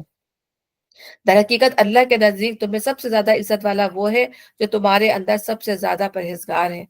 یعنی اللہ تعالیٰ نے یہ تمام برائیاں مینشن کرنے کے بعد یہاں پہ یہ آیت کیوں مینشن کی ہے؟ ٹھیک ہے نا، تاکہ انسان جو ہے بندہ اپنے غلط کام کر کے اپنی جو ہے وہ اصلاح کر لے، کہ اصل میں اللہ کے نزدیک جو ہے وہ جو کام کسی کو بدتر سمجھ رہا ہے، کسی کو حقیر سمجھ رہا ہے، اپنے آپ کو جو ہے وہ تکبر میں جو ہے وہ بڑا سمجھ رہا ہے، اپنا اسٹیٹس جو ہے وہ بڑا سمجھ رہا ہے، تو کیا سمجھ رہا ہے اپنے آپ کو؟ اللہ کے نزدیک تو یہ چیزیں بڑی نہیں ہے۔ اللہ تعالیٰ کے اللہ کے یہاں تو معیار کیا ہے کہ اللہ کا معیار یہ ہے کہ انسان اللہ سے ڈرنے والا ہو، سب سے زیادہ جو ہے وہ پرہیزگار ہو۔ تو یہ تقوی سے ہی یہ چیزیں جو ہے وہ حاصل ہو سکتی ہے، کیونکہ دنیا کا اسٹینڈرڈ کیا ہے کہ دنیا کا اسٹینڈرڈ یہ ہے کہ اچھی جگہ کام کرے گا تو اچھا کمائے گا۔ لیکن اگر ہم یہ دیکھتے ہیں کہ دین کے لیے دین کے لیے اگر جو ہے دو لوگ نماز کے لیے نکلے، نماز کا ٹائم آیا، اور کسی نے جو ہے ایک نے فرض پڑھی اور ایک نے سنت بھی پڑھی، ٹھیک ہے نا، تو کس کا تقوی زیادہ ہے؟ جس نے سنت پڑھی اس کا تقوی زیادہ ہوا نا، جس نے دونوں کے پاس ٹائم بھی تھا، سب کچھ تھا، لیکن جس نے زیادہ کیا اس کا تقوی جو ہے وہ زیادہ ہے۔ تو جتنا زیادہ انسان جتنا زیادہ تقوی ہوگا اس کے ڈیڈز جو ہے وہ اسی لحاظ سے ہوں گے، اور اتنے زیادہ وہ اللہ کے نزدیک جو ہے وہ پرہیزگار ہوگا۔ تو دونوں چیزیں ہیں، عمل میں بھی اور اللہ تعالیٰ کی عبادت کے اندر بھی، ہر چیز کے اندر۔ اور حضرت عمر جو تھے کتنے زیادہ تقوی والے تھے کہ کسی نے ایک دفعہ ان سے کہا کہ اے عمر اللہ سے ڈر، تو انہوں نے جو ہے اپنا گال جو ہے اس ڈر کے مارے جو ہے اللہ نے اپنا گال حضرت عمر نے اپنا گال جو ہے کہ جو ہے زمین پر رکھ دیا، کہ وہ اتنا ان سے کوئی کہتا تھا کہ اللہ سے ڈر تو وہ اللہ نیچے جھک جاتے تھے اللہ کے ڈر سے، اتنا ان کے اندر تقویٰ تھا، ٹھیک ہے نا۔ اور تقوی کی جب انہوں نے کسی سے تعریف بھی پوچھی تھی کہ کسی صحابی سے، تو ان صحابی نے کہا کہ اس طرح چلو جیسے تم اپنے کپڑوں کو بچا کے کانٹوں کے اندر چلتے ہو، تقویٰ یہ ہے۔ تو اسی طرح زندگی ہمیں اللہ تعالیٰ نے گزارنے کا جو طریقہ بتایا، کیا چیزیں ہیں ساری جو اللہ ہم پیچھے گزر کے گئے، کہ اگر ہماری تربیت نہ ہو یا ہمیں یہ چیزیں نہیں بتائی جاتی، تو جو عرب کا جو معاشرہ تھا ان میں یہ چیزیں کتنی عام تھی، اور اب بھی ہمارے معاشرے میں یہ چیزیں بالکل عام ہیں۔ کوئی مطلب کوئی ڈر نہیں ہے، کوئی خوف نہیں ہے، بلا فوراً ہی کسی پہ بہتان لگا دیا، فوراً ہی کسی پہ غیبت تراش دی، کسی کے ساتھ ہم نے جو ہے وہ تجسس کر لیا، تو کسی کو ہم نے القاب لے کے سوا دیا، ہمارے یہ بہت عام باتیں ہیں۔ تو جب بھی انسان کے لیے جو قرآن کو پڑھنا، اس کو پڑھنا اس لیے ضروری ہے کہ ہم ان سے سیکھیں اپنے اندر کی۔ جب تک دل کی اصلاح نہیں ہوگی ہمارے اعمال کی اصلاح ہو ہی نہیں سکتی، ہم درست ہو ہی نہیں سکتے۔ اپنے دل کی حسد کو، جلن کو، کینے کو، اپنے یہ جو تمام برائیاں ان کو اپنے اندر سے نہیں نکالیں گے، ہم یہ قرآن جتنی دفعہ بھی پڑھ کے چلے جائیں یہ اپنا اثر نہیں کرے گا۔ میں اپنی بھی بات کر رہی ہوں اور سب کی، کہ ہمارے اندر سے اگر یہ برائیاں نہیں نکلیں گی، سورہ حجرات ہے ہی اتنی امپورٹنٹ اس لحاظ سے کہ ہم اس کو جتنا بھی قرآن کو پڑھیں ہمارے دل پہ یہ اثر نہیں کرے گا۔ تو اللہ تعالیٰ ہمیں توفیق دے کہ ہم اپنے اندر سے ان برائیوں کو جو ہے کھرچ کے نکال دیں بالکل۔ یہ بدوی کہتے ہیں کہ ہم ایمان لائے، ان سے کہو تم ایمان نہیں لائے بلکہ یوں کہو کہ ہم متی ہو گئے، کیونکہ ابھی تو اللہ تعالیٰ کہتے ہیں ابھی تو ایمان جو ہے تمہارے دل میں اترا ہی نہیں، ٹھیک ہے نا۔ یعنی یہ بات اللہ جانتا ہے کہ کون فی الواقع ایک اعلی درجے کا انسان ہے اور کون اوصاف کے لحاظ سے ادنے درجے کا ہے، ٹھیک ہے۔ اور لوگوں نے سوری نہیں، میں وہ غلط پڑھ گئی، 31 جو ہے थोड़ा सा देख तो बताऊँ। असल में क़ुलू अस्लमना के अल्फाज से मालूम है, जिनका दूसरा तर्जुमा ये भी हो सकता है, कहो हम मुसलमान हो गए। इन अल्फाज से बाद लोगों ने ये नतीजा निकाल लिया है कि कुरान मजीद की ज़बान में मोमिन और मुस्लिम दो मुतकाबिल सलाहियतें हैं।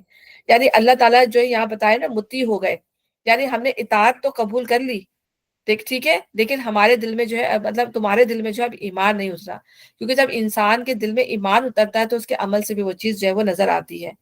तो जब क्योंकि वो मुनाफिकीन थे, वो नबी सल्लल्लाहु अलैहि वसल्लम के साथ जो थे वो किस तरह ट्रीट कर रहे थे। हमने देखा कि वो नबी सल्लल्लाहु अलैहि वसल्लम कहते थे उखरुज अलैना, उखरुज अलैना, यहाँ से निकलो। जो पहली बात शुरू में आई, अल्लाह ताला ने वही बात यहाँ पर अब खत्म कर रहा है, अल्लाह ताला उस बात के ऊपर कि तुम जब तक मुसलमान नहीं हो सकते, जब तुम अल्लाह ताला नबी को जो है मोहब्बत के साथ, इज्जत के साथ जब तक तुम उनको नहीं पुकारोगे और लोगों को, दूसरे लोगों को जो ईमान लाए उनको इज्जत नहीं दोगे।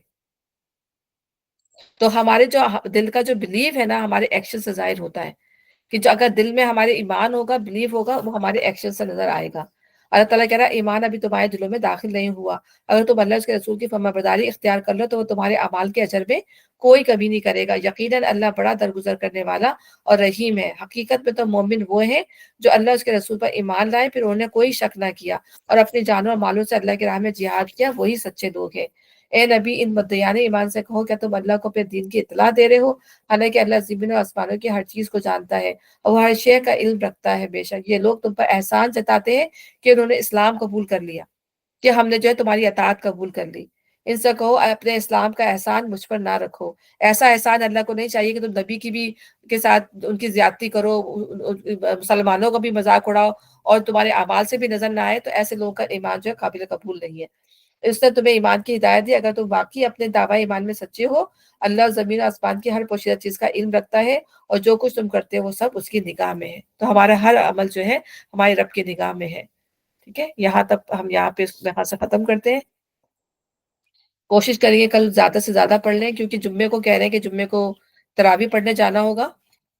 तो इंशाल्लाह कोशिश करेंगे कि हम ज्यादा उसको फिर रीड ही कर जाए ना। ठीक है, इंशाल्लाह ताला। तो यहाँ पे खत्म करते हैं। अल्लाह ताला को जो कुछ पढ़ा है आज, तो बाकी में अल्लाह ताला में बहुत ज्यादा उस पर अमल करने वाला और चलने वाले बनाए। जी, कोई कह रहा है? हाँ, मेरा जैसे अस्सलाम वालेकुम। मैं हाँ, ये वो कह रही थी, जब वो है ना कि बगैर तहकीक के कोई बात को आगे नहीं बढ़ाओ। तो अब हमारे दौर में तो ये है ना कि लोग फॉरवर्ड कर देते हैं विदाउट वो करने के, कंफर्म करने के, जी जी जी हर न्यूज़ को आगे कर देते हैं और हर उसको बगैर चेक किए। उनमें मैं भी शामिल हूँ। बाज़ औक़ात होता है कि आपके पास हो टाइम जाती है वो सब, हम लोग से, मुझसे भी एक दफा भी हुई थी, पता नहीं, हाँ हो जाती है। तो मतलब ज़ाहिर है वो भी इस तरह से फैलाने वाला ही मतलब इंसान हो जाता है, अल्लाह माफ़ करे। और दूसरा मैंने उसका क्या बता रही थी, अम, ये कि जो अगर आप किसी के मतलब आप बुराई कर सकते हैं, अगर आप मतलब आप वो जो तुमने बताई सारी डिटेल की किस किस सूरत में आप कर सकते हैं किसी की। तो अगर किसी में कोई बुराई है, आप बता सकते हैं कि अगर किसी शख्स को आपको पता है कि नुकसान पहुंचने वाला है किसी तीसरे शख्स से जिसको आप जानते हैं कि वो सही नहीं है, जी जी आप बता सकते हैं ना।